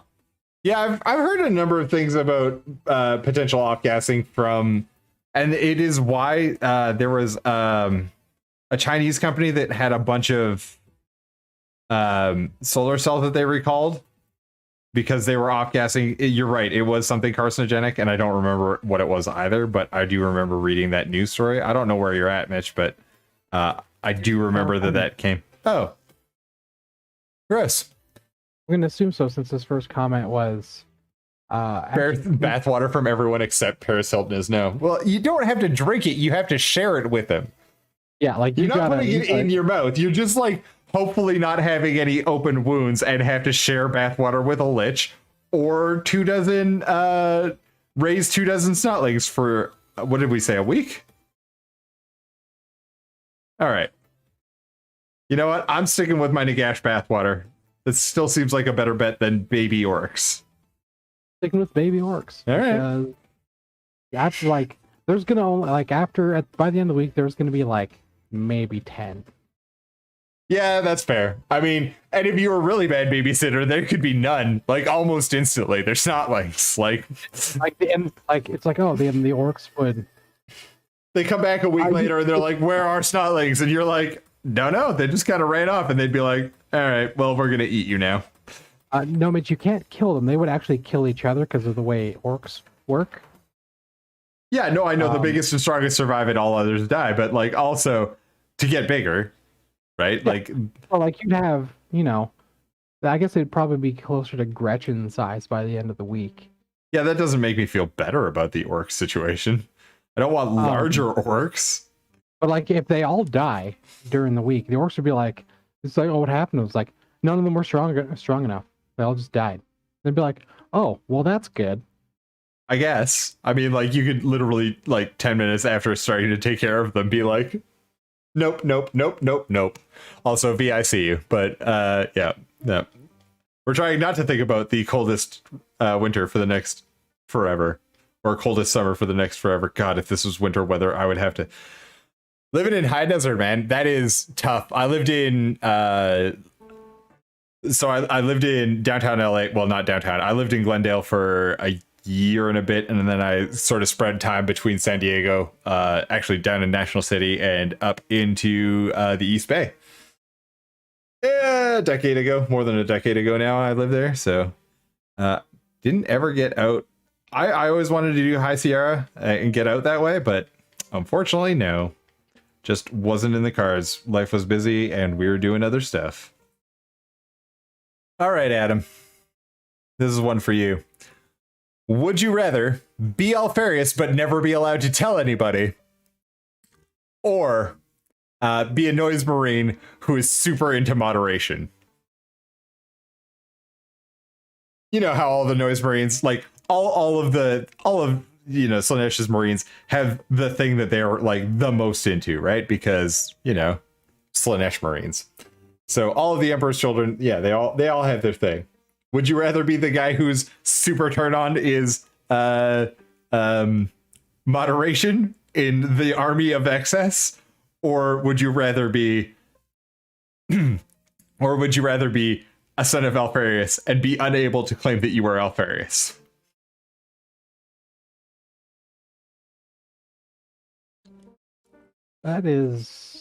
That's tricky. Right? I mean, I don't think I could make it through being a son of Alfarius and not be able to say that I was Alfarius. I mean, it's not even a son of Alfarius, it's be Alfarius but never be able to tell anybody. So everybody else is running around saying that they're Alfarius and you actually are Alfarius, and you're like, I can't do anything about this. Nothing of my work. You're besmirching my good name, sir. Though, as a counterpoint to that, you could always be like, well, I'm Omegaron. Ooh, yeah, I hadn't thought of that. Loophole Indeed. I think I'm still going to go with Captain Moderation of the Slaanesh squad. I'm not going to lie, I'm with you on that one, because being Alfarius would just be really, really hard, and not being able to be like, hey... But I am Alfarius. Yeah, like... Yep. I don't envy any of the Primarchs, the jobs that they were assigned to, because they sound awful. And also, he's my favorite Primarch, and I still don't want to be him. Still no. Yeah. I like, as much as like, out of all these things, I prefer to be a Space Marine. I prefer to not be in 40K at all. Yeah, that's true. That's true. And yes, we are definitely talking about Warhammer. Yes. Alfarius is one of the Primarchs, so he is like one of the big good guys. Well, in this case, bad guy. And in the case of a Noise Marine, they're demon possessed. Hang on, they're demon possessed. Sorry, they fell to a demon.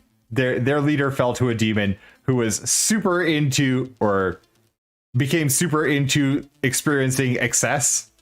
So like excesses of passion, or excesses of gluttony, or excesses of, like, think of the 10 deadly sins. You're basically super into it all the time. So the choice would be, would you rather be the guy who's like super into, the thing he's super into is moderation, while everyone around you is into doing, like, he just wants to be excessively moderate while everybody else around him is into doing excessive pain or gluttony or whatever it is, excessive cruelty or lust or whatever. You would be the, like, most squarest of all the squares, and you would have to always be constantly squaring. That would basically be the prison on that side. And the other side is you are secretly a giant badass, but you can't tell anybody, because the joke is that all of his legion are they wander around claiming to be him in his absence. So because they're sneaky. Sorry? Oh, they even do it when he's there in the room. This is true. That is part of the charm of being the Alpha Legion, is that everyone is Alfarius. Or Omegaron, depending on what the situation requires. Usually Alfarius. Omegaron is never publicly known for a long time as another Primarch, but as like the senior captain in. They're twins. Canonically they are twins, but yeah. I'm just saying, like, well, they all say they're Alfarius, so then they keep the secret that they're twins. Yeah. And like even they never admit in public that they're different. That one of them one of them is not in fact Alfarius. They, even when they are both fighting together back to back, they are, which by the way is still the set that if I just had an extra $400 or whatever it is from Forge World, I would definitely buy those. Yeah, there is one really cool model, Mitch, like it got put out 2 years ago. It's like 2 years ago. They Games Workshop put out an actual Noise Marine that wasn't just a conversion, and it's pretty neat. It's one of my favorites that they've come up with in the past several years, including all the ones that they've given themselves the "This is our best model" award, which still feels weird that they do that, but they've done it 2 years in a row now, so I guess it's a thing.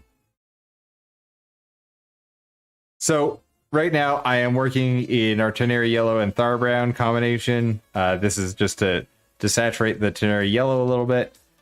And we're just, again, coming in to smooth out some of our transitions, making more and more highlights, well, drawing our highlights into more concentrated areas. I should really be doing this with not a size 6 synthetic, but whatever. I can sort of get away with it, so we're going to get away with it for right now, but I should really be pulling out a smaller brush to do the face work. Do what I do, or do what I say, not as I do.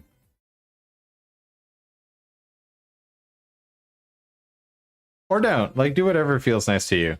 As long as you're not hurting other people, nobody cares. And if you're going to hurt somebody, ask for consent first. People like it. Metal model of Warhammer ships. Yeah. You're talking about Squidmar? Squidmar has been buying old Forge World ships that are like thousands of dollars each. He's talking about the He bought a Thunderhawk. Yeah, the full Peter Thunderhawk. That's like $3,000. Yeah, I think he got his as a pretty good deal on eBay, even like, and by a pretty good deal, I mean, I think it cost him like, I think it was $2,700 or something like that. But he did get the one that had the box still. Yeah. Which is neat. Not something I would ever probably do, but I mean, I guess if I like if I won the lottery, there are like 1,000 different things that I would do that don't involve purchasing a $2,000 25-year-old Warhammer kit. Because I think you can also still technically get them from GW. You can. They still have them. Yeah. All right. Adam. Yes. Would you rather open mouth kiss the great unclean one or perform the Macarena with the mask? Ooh, perform the Macarena with the mask. You do realize that she is the Dance to Eternity demon, right? Yep. All right. I mean, you're going to die either way in this. It's just how are you deciding to go down? And I guess you've decided on the Macarena, which, having been a child of the late 80s and early 90s, nope. Nope. 100% nope. Not going to do the Macarena to death. I had to do the Macarena to what seemed like death in elementary school and junior high school. Never again. I'm dying by open mouth kissing the great unclean one. I will get all of the plagues simultaneously. Mouth or his stomach mouth? Listen, I'm going with the new sculpt for the great unclean one, so they took the stomach mouth off, which is fun and unfortunate in a lot of ways. Oh yeah, no, there are plenty of people, Mitch, that have actually just taken that model and recast it. Like there are plenty of resin casts. If you want that model for some reason, it's not even particularly good in game, the Thunderhawk. You can just literally buy Russian recasts. Oh yeah, it's not worth the points you pay for it. It's also just not worth it, period, because of the base size and all the rest of it. Because of the minimum flight rules, like the Codex Forge World did not do any favors for that particular model. Worth it to take a Stormbird, though. They're larger, they cost more, but they're effectively better. Yeah, it really is one of those things that only ever should come up in like apocalypse-sized games. Like, yeah, don't put it in like a 2,000 point list, because 800 points in a flyer is a dumb place to put 800 points. Also, yeah, you know, when my brother got married, we didn't actually do the Macarena by his request, and I gotta say, big fan of that move. Yeah, not a fan of the Macarena, so I'm open mouth kissing the source of all plagues, the great unclean one, on his mouth. I dance myself to death. Yeah, so for those who don't know, the mask is a Slanesh demon, and she basically forces everybody around them. Yeah, it's not so bad on the plastic model side on that. I find that newer model kits on the plastic model kit side are a lot better than what I remember as a kid, and maybe it's just because I'm redoing it all as an adult, so, you know, like, more brain capacity for that sort of stuff, but maybe that's just me. Sorry, I was responding to Mitch there. Yeah, no, definitely open mouth kissing the source of plagues. I'm going with dance. All right. So, and that's a lot from a guy who doesn't like to dance. Hey, Macarena. Yeah, but also like it's one of the few dances like I could do. So it's not so much a dance as it is just like a series of unconnected shuffling. If Jamie was here, she could answer this question, as she is a musical theater nerd and a Zumba instructor, knows all about dance and stuff. Listen, I also am a musical theater nerd, but oh yeah, like, so I picked up a TIE Interceptor that I used for a Legion board, like, because I got into Star Wars Legion at one point. But I picked up a board for that, or the Interceptor to put into the board, and I was shocked. It was like $25 Canadian, which is like, you know, $4 American or whatever now. Yep. And I was shocked at how much detail was in it and how clean everything was and how easily it went together. Just it was a completely different beast than trying to work on models as a kid. I remember like everything always came off the sprue warped, and yeah, just no es bueno. Not a great time. We're getting pretty close with this dude. It was a rat rod model. Oh, like the actual rat rods? Yeah. Yeah, I love those things. Like, yeah, but like I had to build the engine piece by piece. Yeah. And like it was a weird like combination, like snap together and glue, because the engine, you weren't supposed to use glue on the engine, but you used glue on pretty much everything else. All right. I remember those kits. Some of those were like so cool. It was really fun. I can't remember the artist's name though. I have to build. Do you remember what the artist's name? Like he did a whole series of those things. Like, and then also like I remember that there was like the Munster family car was also his. Like there was a bunch of stuff that was all credited to him. He was a cool modeler. Like it was definitely of the like hot rodding aesthetic too. I wish I remembered his name right now. I had that model when I was like 8.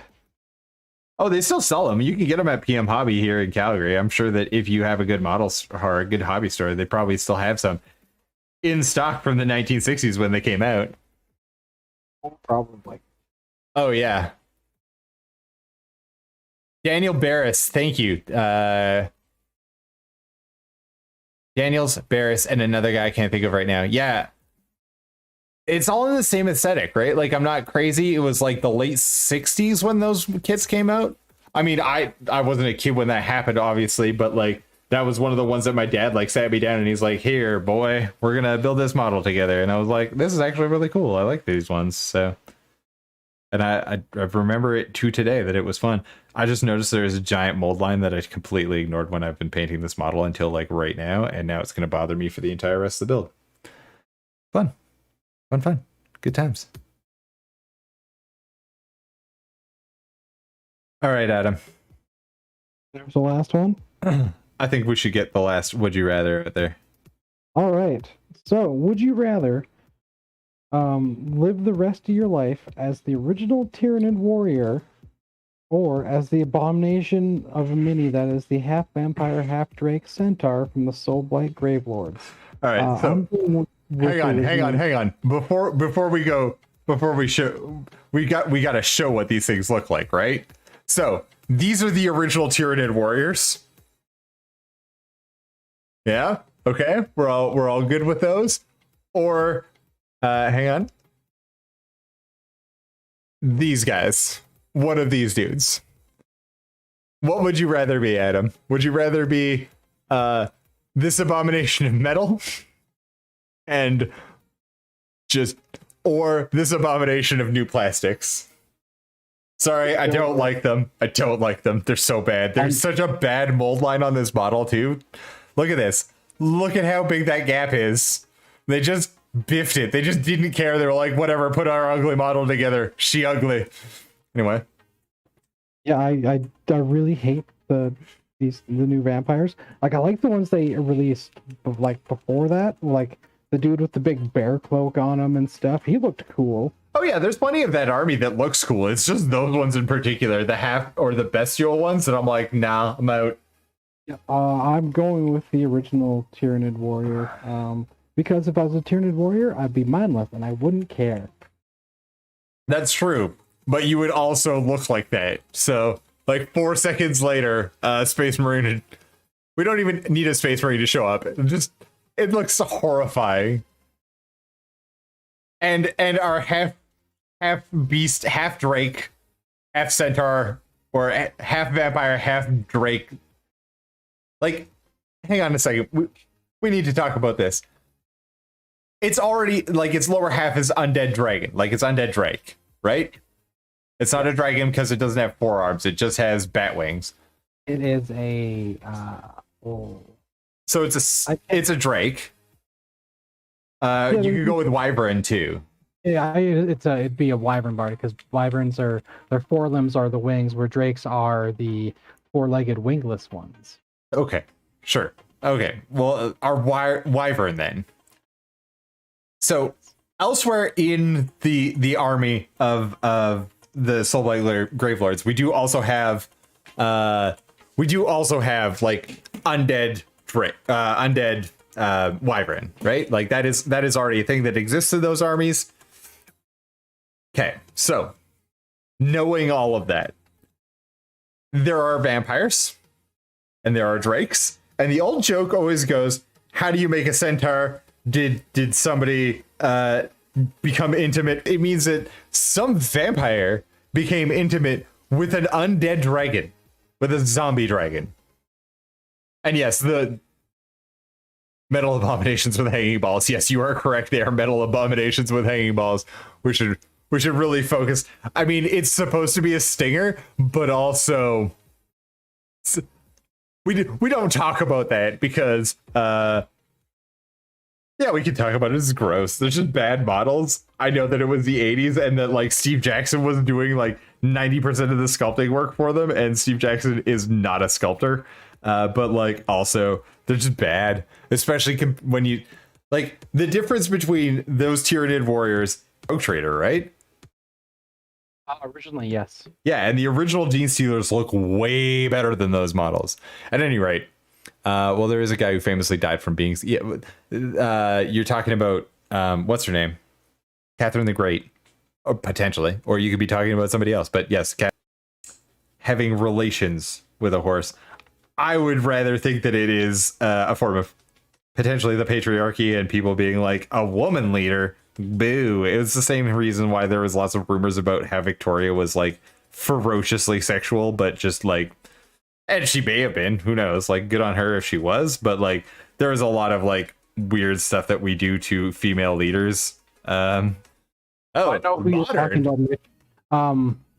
Yeah, it was somewhere in the States. I can't remember like which state in particular. Was it just a donkey show gone wrong, or like no, like this dude and his friends had this weird horse equine sex club. Seems like you're already on the wrong side of history with that sentence, but go on. Yes. Yeah. And they made like sex wings to make it easier for them to have sex with horses, and he was doing it with a horse, and part of the sex wing broke, so the horse penetrated too far and ruptured his internal organs. That seems graphic, and I guess well, the horse can't consent. I don't know. Well, I guess a horse sort of consented in this case. No, I still don't like it. No one should like that. That's not a fan. No, that's super wrong. You guys can see on the palette. Mitch, that's the guy. That's the guy. Yep. Yeah, I can't remember. I watched a documentary about it for some reason with my friends one day. I'm not certain. We were under the premise it was going to be like, a sick, twisted gore flick. It was not.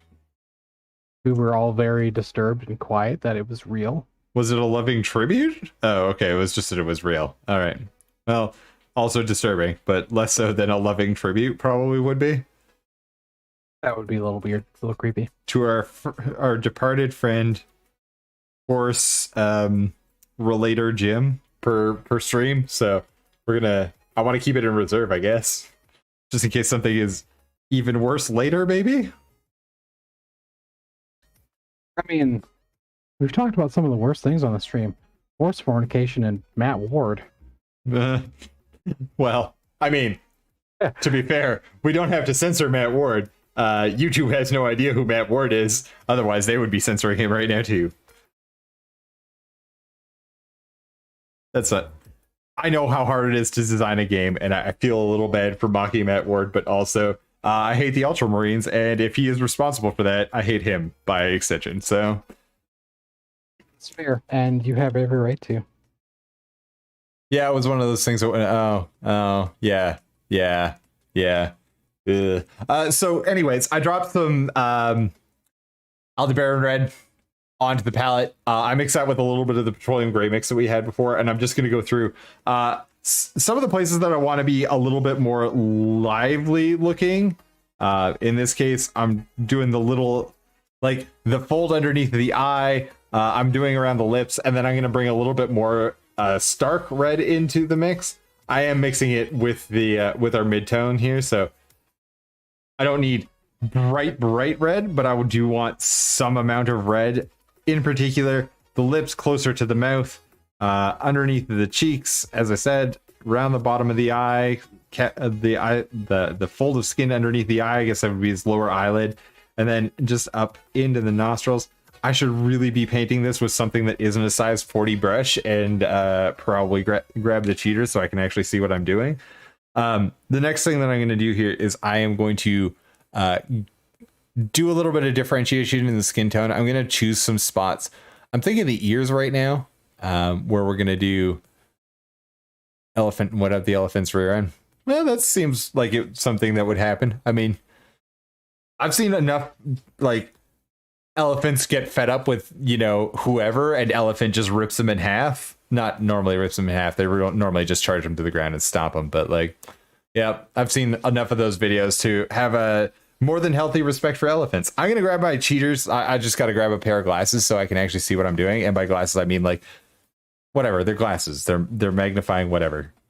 I'll be back in like 2 seconds because I can't roll all the way to it and I have to take the headset off. So hang on. Adam, entertain everybody with your stories. I don't want to tell a story right now. Now I'm on the spot and I can't think of any stories. Man.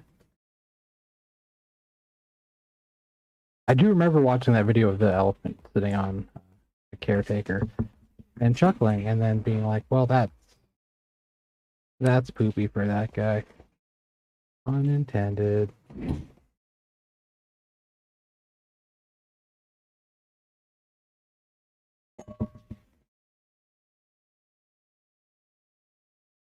All right, we're back.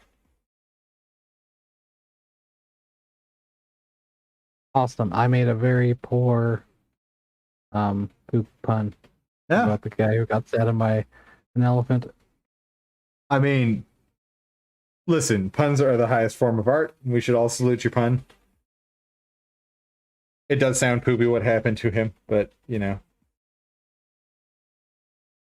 So now I'm just coming back, a combination of our highlight color, which is again Thar brown and a little bit of Teneri yellow mixed together, and we're putting some of that into our Aldebaran red. And I'm going to just put a little bit of texture on the lips. So again, trying to keep it to the side where we have decided light is coming from. And I'm just making little dots, little slashes, that sort of thing, as sort of an indicator that there is some sort of like crackly lip texture going on here. Need a little bit more paint on the brush. It is too much paint on the brush. Oh, this 30-degree heat. Mitch, in case you hadn't figured out, Adam and I are from Canada. Oh, boy. You know what? That deserves a round of applause. I need to stop for a second. Tiny golf claps. Tiny golf claps for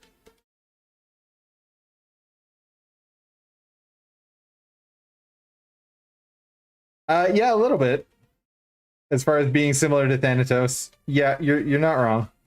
The sculptor on this one, and I put it in the link in the description, he's got a lot of or Thanos rather. He's got a lot of personality in the character design, and I really enjoy his particular sculpts. So I'm happy that I ended up with like 4 of these, I think. So this guy was made by a company called Reaper Minis. Sorry, I'm having to do the thing where I need to lean all the way into the camera. So I'm constantly worried that I'm going to knock the camera around again and take the stream offline. I forgot what I was talking about. Oh, he's got a lot of really cool character design, so I'm really happy that I got this one, because when I ordered these, it was when Reaper Black series was brand new, so they were giving away Reaper Black series stuff. The plastic on these, it's not GW plastic. Like it's not hard plastic like you get from modern model kits or like from Tamiya or Bandai, but it is better than most board game plastics. It's not typically all that hard to do. So I just put a pretty broad highlight on the lower eyelid on the side. Now I'm coming back in with red. And what I'm doing with the red is I'm just trying to give it a little bit more of a lifelike, like a little bit what we as human beings would recognize as blood flow. Now, whether or not that's actually blood flow for our aqua orc, I couldn't tell you, but it does seem more recognizable as humans, so we tend to like things that we recognize as being inherently human, and one of those things is blood flow. If you're ever painting a face like this and you're like, I don't understand why this doesn't look right, add some pinks into the skin tone, like into the flesh in more places.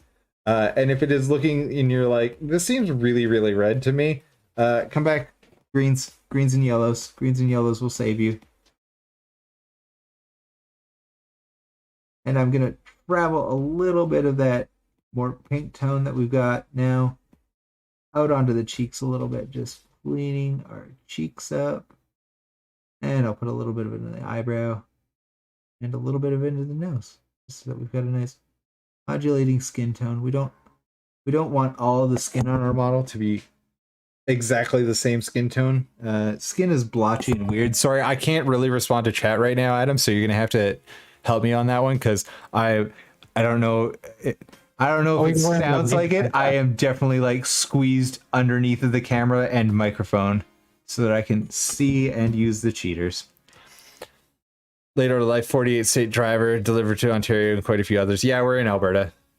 Yeah, we're basically like right above Montana. Yeah.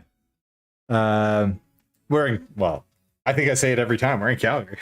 So yeah, we are Yeehaw Central here. 6-hour drive from the border.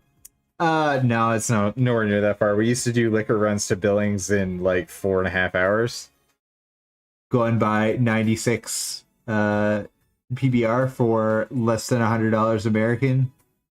Well, 96 was $50, so, but we used to make that trip at least once a month, do smugglers runs. And by smugglers runs, I mean it wasn't illegal. We were of age on both sides of the border. Well, I guess on one side of the border. So, you know what? Technically illegal. Now that I think about it more closely, pretty sure the Border Patrol should have said something to us, but, you know. No, that's fine, Mitch. I'd like that you're here. Yeah, I mean, it is more fun when we have more people talking, so.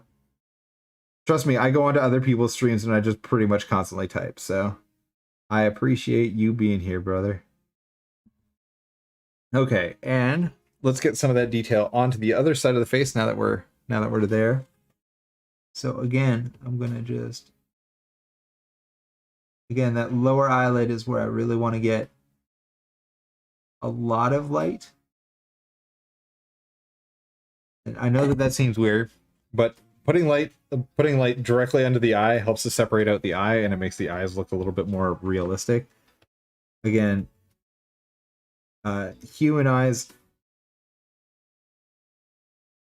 beings, when we're looking at miniatures and when we're looking at faces and whatnot, it's not so much that we recognize exact patterns or anything, but there is like things that happen in our faces that our brains are very well wired to receive.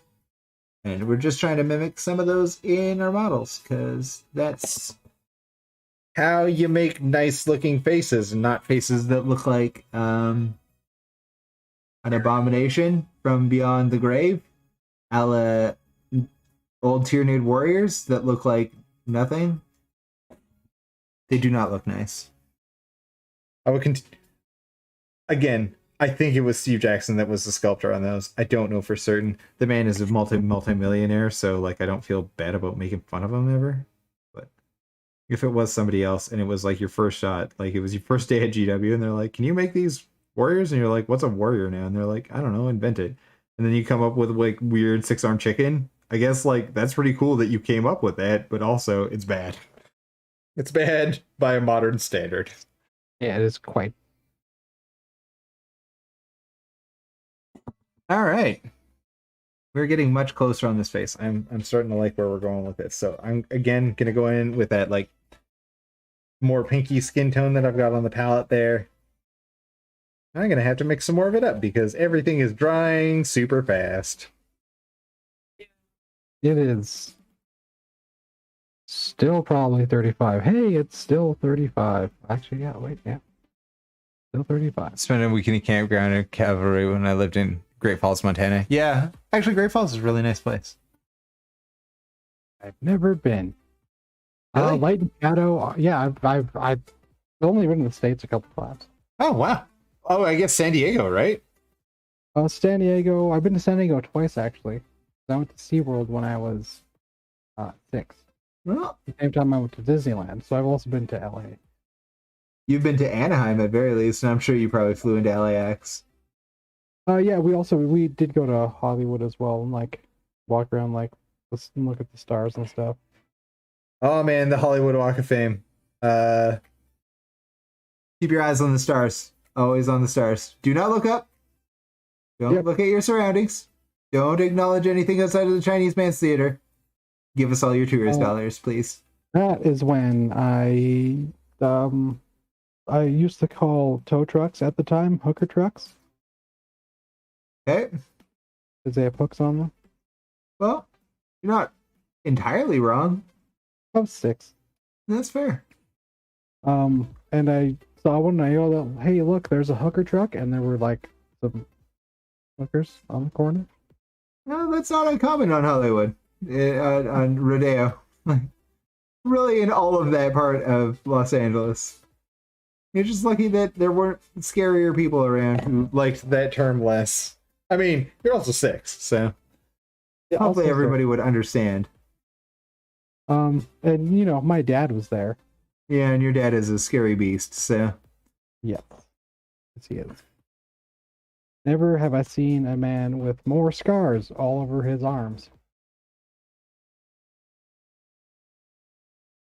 Plattsburgh, New York for a year and went to see the Expos play. Yeah, I got to see the Expos play when I was in this is weird. I was in French immersion school, and the like school we could take a trip in, I think it was 5th grade, to Quebec.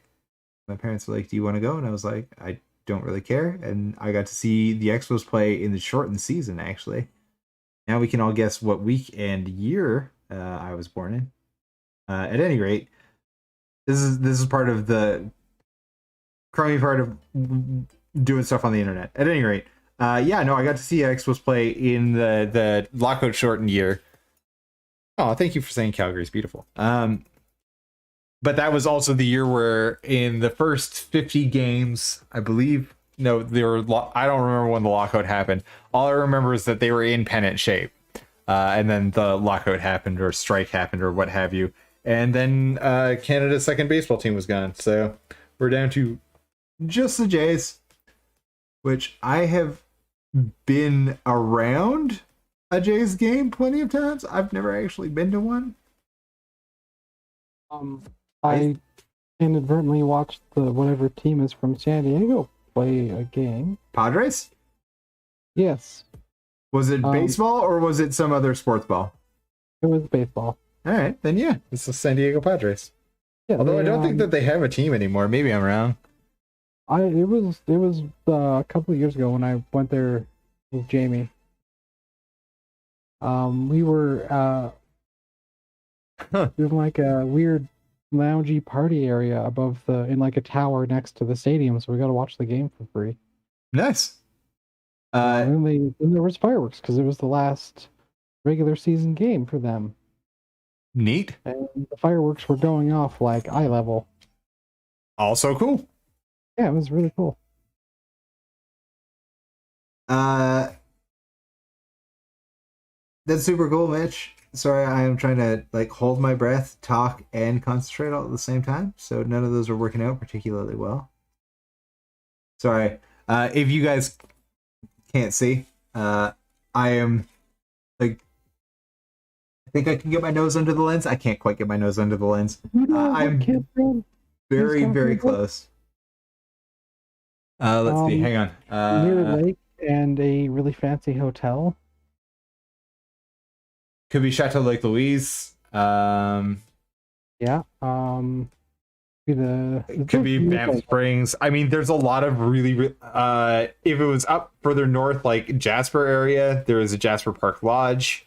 If it's further south, in like Peter Lougheed, we stayed in the campground that is right across. Playing I think we did a D&D camp at oh boy, what's it called? The one that's right next to Kananaskis Lodge. Oh, that was no, campground. That is Little Boat Campground, but that wasn't the one I was thinking of. Padres still in San Diego, Nate? Yeah. The Expos game that I went to was Expos and the Yankees, and the Yankees, it was like it was before Steinbrenner, so like that era, like just before, well, as I said, it was lockout season. I think that's 93 strike season, the shortened season. The foreshortened season, the protracted season of baseball, or whatever labor dispute was currently taking place. All right. But let's get to the last couple of tips on his face before we have to call it wraps. Let's get some eyes on him. So, actually, you guys have been awesome in chat, and I'm not holding my breath because I have giant magnifying. Like I think they're plus 4.5s on right now for my lenses, and my hands are pretty steady right now. I'm not doing. I say that, and then my hands start to shake. So the first thing we're doing with eyeball painting is I'm coming in right now with our petroleum gray and Mediterranean blue combo. And all I'm doing is I'm putting that over the entire eyeball, because in a second, I'm going to start making some of the other color choices that I wanted to make with these eyeballs, because I want some nice contrasty eyeballs. Something that you constantly hear is, I want to see more contrast on my eyeballs. That's not true at all. I'm making that up. It could be something that somebody said once. You'd never know the difference. Fantastic Lake, where we were, half day's drive from Great Falls, saw a group of cinnamon bears as a field as they drove out very close to the fence in the road.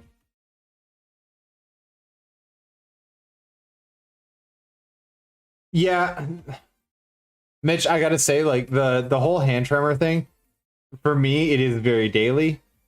The best thing I can tell you to like directly on the cutting mat. My hand is directly on the cutting mat. My other hand is resting on both of those, and I am choked all the way up on the brush. Like I am literally millimeters away, and a good light source does a lot for the hand tremory bits.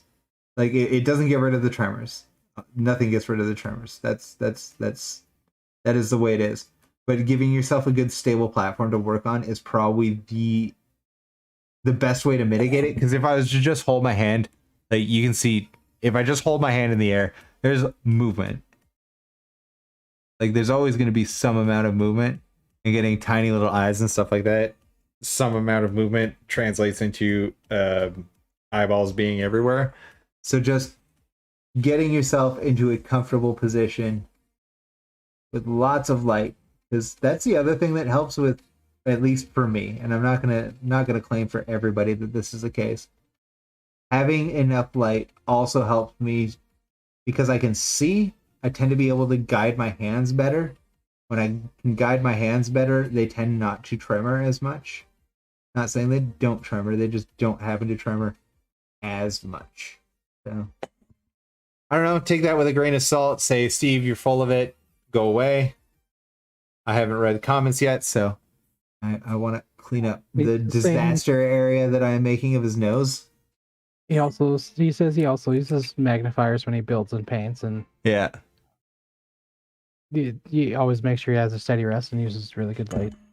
Yeah, fair enough. And the only other recommendation I have is find the perfect combination of caffeine and nicotine to keep you level enough to.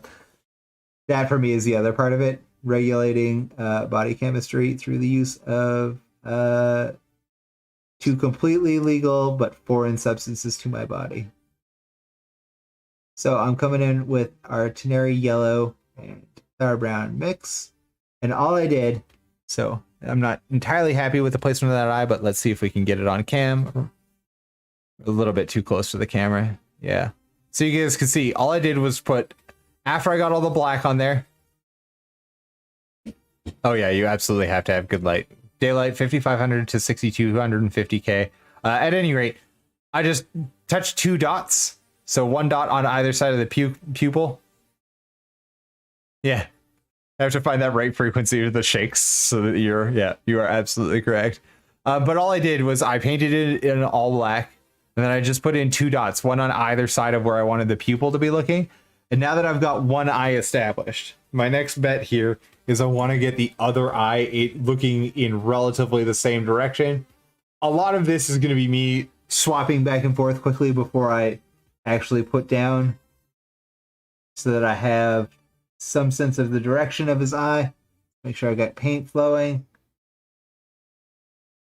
So again, just touching down the brush on one side. We touch down the brush on the other side. We paint way too many things that aren't the thing that I want to paint. Then we come back and we fix it, because that's how you paint eyes.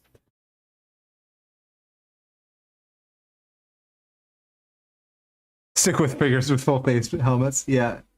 You're again not wrong. Not wrong, friend. Not wrong. I think I've got one figure I've painted eyes on that I actually enjoy, which I think it was my pirate dwarf I painted. Fair enough. The figure that I have that I like the eyes on the most, I could probably go find it here in a minute. But this is the process for eyes. Everybody should be aware of this. I hate it when like mini painters like on stream and stuff are like, oh yeah, so you just like put a dot down of Sarastro. I love him as a painter. He was probably the biggest like reason I stuck with the hobby. Just because I learned a whole lot from that like YouTube channel. And if Sarastro, if you, for some reason you're watching this, you got better things to do, bud. But I always hate the cutaway. And then you just drop the eyeball on and you're done. And you're like, well, first of all, no one has ever had that much luck. Well, maybe somebody has. I have never had that much luck. Dropping down an eyeball and just being able to like wander off into the sunset and be like, I did it one time. We're good.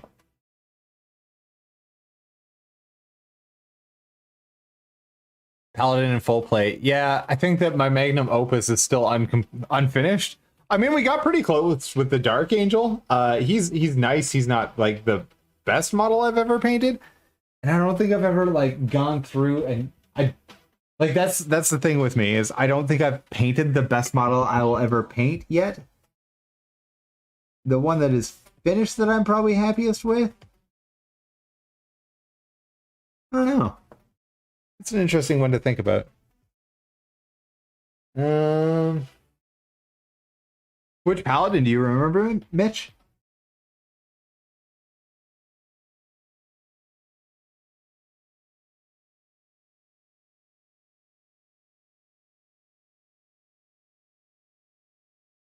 Yeah, I'm actually kind of happy with where that's at. Let's get that slightly.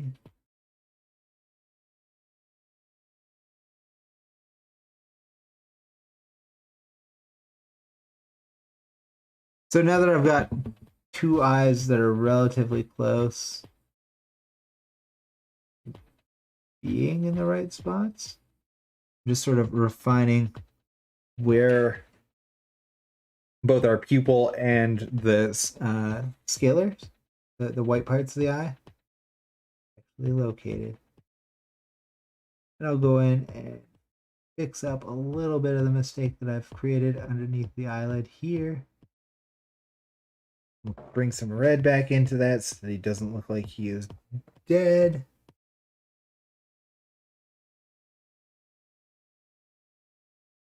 A little bit more saturated red, especially onto this shadow side. I don't mind being a little bit more saturated with this red color.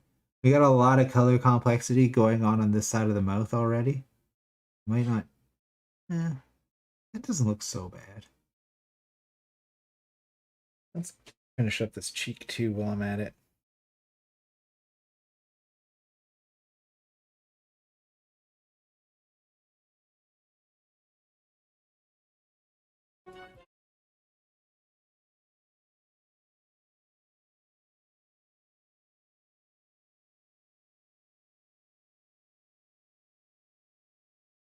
D&D mini I had in the 80s. Oh, cool. Full chrome, it isn't that hard to do, luckily. You know what? This is the thing.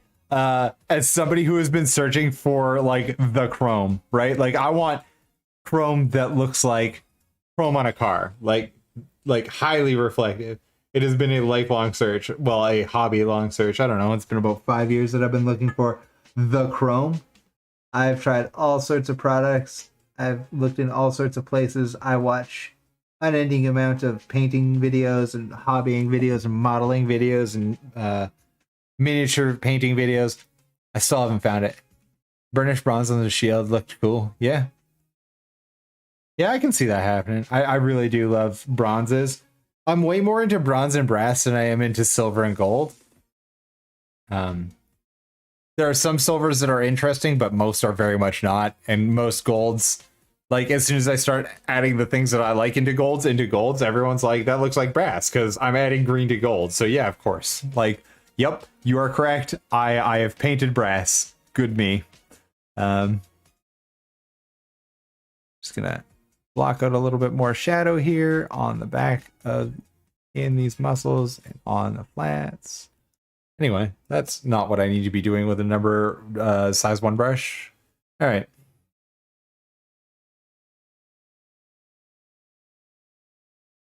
Yeah, very shiny silver. Yeah, I mean, you don't have to apologize. Of course not. I found a new one. I watch Plasmo a lot on YouTube. He has a new one for, well, I guess it's not that new, but the Kawasaki Ninja, where he uses a mica powder that he manages to get to come out be super smooth. Yeah, Adam Savage loves what's it called, Rub and Buff, which is the like wax based ones. Yeah, I'm gonna be using the graphite powder rub and buff stuff for my Mandalorian armor. Yeah, and Plasma was using its Rub and Buff, and it is the powder. It is the it was some sort of dark chrome though that he was getting away with, and it looked great. Like it honestly, when it was finished, it was mirror quality, and that is so much what I want. But yeah, so many chromes. Like I've done Malto, I've done, oh, let's see, Vallejo model air color. I've done like I've gone through gold, or sorry, not gold, the alcohol medium acrylics. I haven't found one that I've been I did swirl dip on I have a fantasy sword for, I love doing the dip. I wish I had more excuses to use it. Unfortunately, I'm not that good of a graphic artist, so I couldn't like actually do the proper skin layout for it. And even then, like, probably not really what I'd want, I guess, in the end. But that's fine. Yeah, but I did do one sword because I have this giant tree looking sword, so I gave him a dip in some swirly green paints, and that was actually, it was a fun experiment. Again, I don't know what else I think I ended up doing it 3 times in the end, just because I wanted to keep experimenting with it more than anything. It was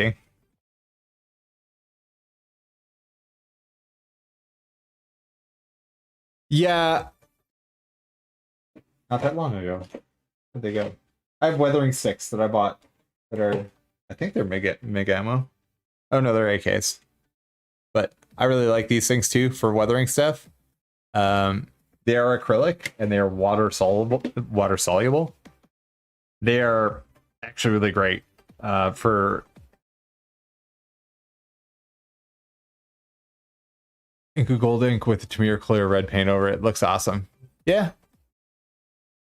Oh yeah, no, I've never done the metallic ink thing, just because in the scale I like to work at, like because I'm doing, this scale, the metal flake. I've looked a couple times, like FW Dollarani, that sort of stuff for metallic inks, and it always turns out that the mica pigment, like the mica flake in it, is just too big, which is unfortunate because but yeah, lots of FW Dollarani stuff around here too, as far as inks go. I don't use them particularly frequently. I like to use inks in a very particular way because so much of what I paint is so matte, like because the desired finish is so matte, and inks are invariably very, very shiny unless you start getting into the horrendously expensive inks that have matte in the medium. Adam, how are we feeling about this? Mitch, how are we feeling about this? Feeling pretty. That skin tone came out really nice. Good news. I definitely stole this skin tone from one of the greatest living painters for fantasy minis and the current art director for GW, Darren Latham. So he has a tutorial on his blog from like years ago, where he shows how to paint an orc with a similar skin tone. Hang on. Oh, thanks, man. Thanks, Mitch. Hang on. I'll show you guys, because I got no... Oh, did I close it? Okay, give me like 2 seconds. I'm going to pull it up, because everybody should go and read this blog. Like, if you're into the...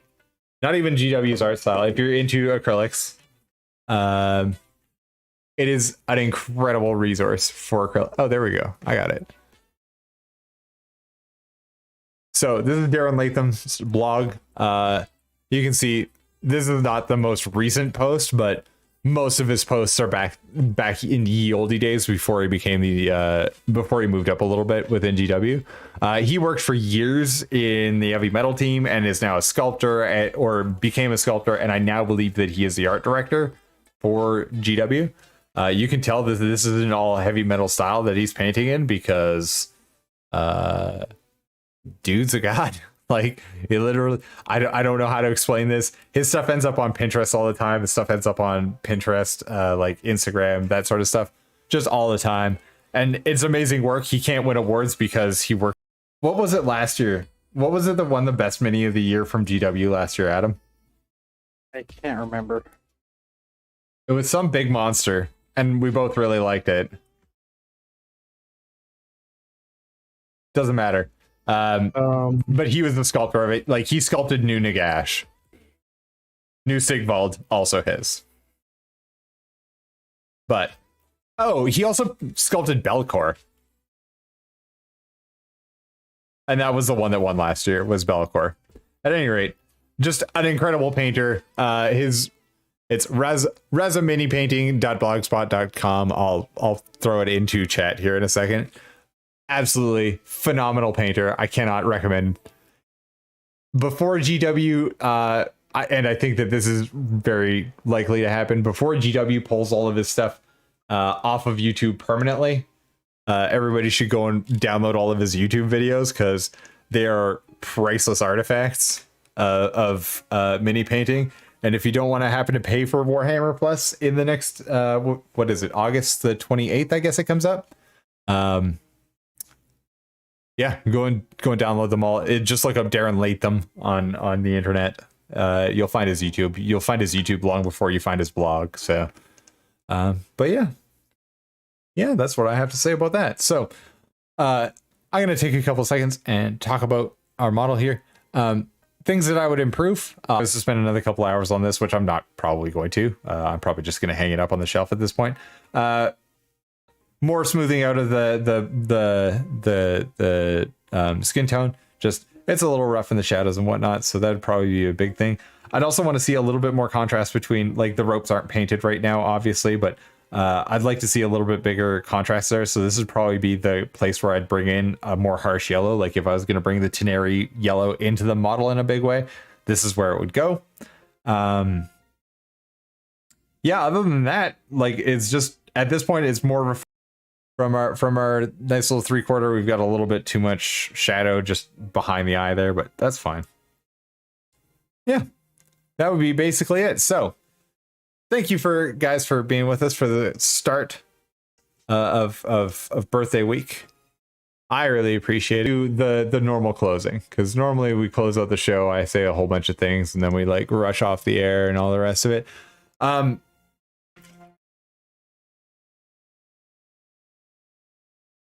Oh, thanks.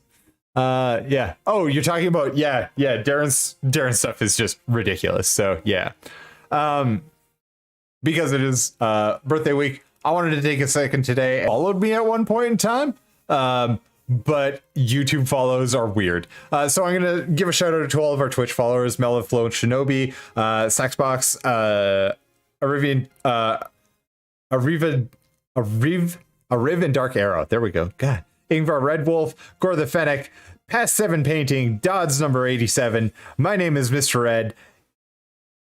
Eat Your Face, Orca Studios, NG Lameness. Hey, no problem, Mitch. We'll see you on Thursday.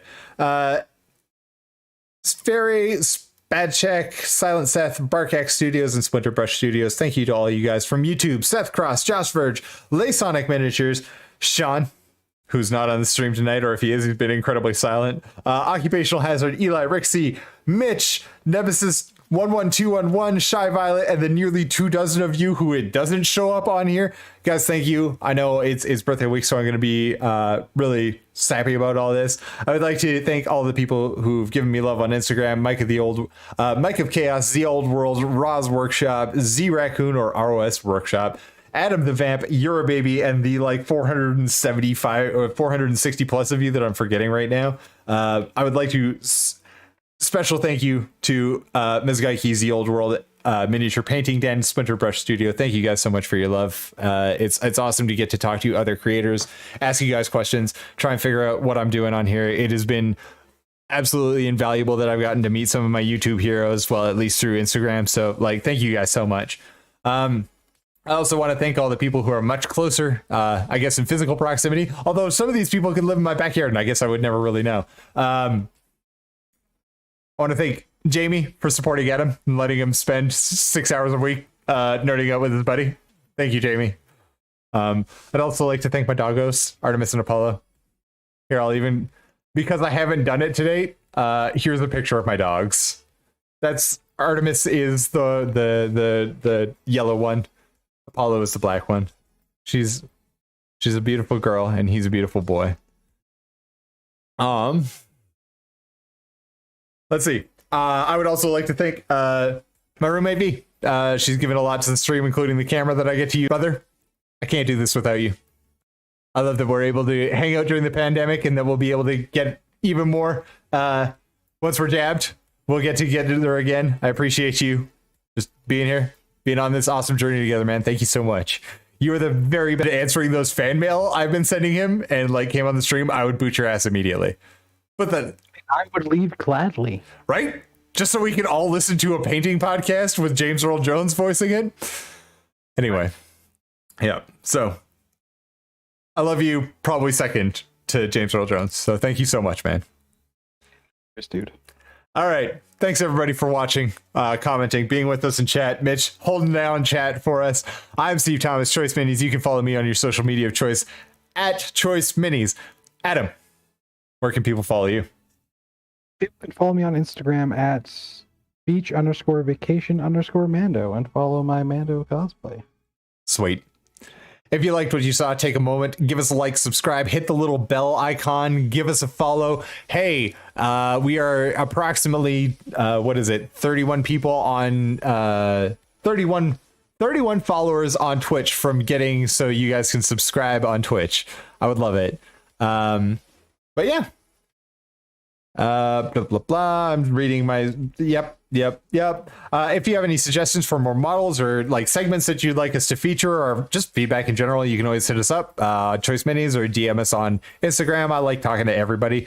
You can support us by buying your merch, buying or donating in the Willow link, or, just tell a friend about us. Honestly, that's like the best way that you guys can help the channel. Every time we grow, it gets a little easier. So, Adam, I love you, buddy. I know I'm being sappy. We'll see all the rest of you on Thursday when we are back with ScarrowCon? I forgot his name again. This is why I'm bad at lore. CorseroCon. Right.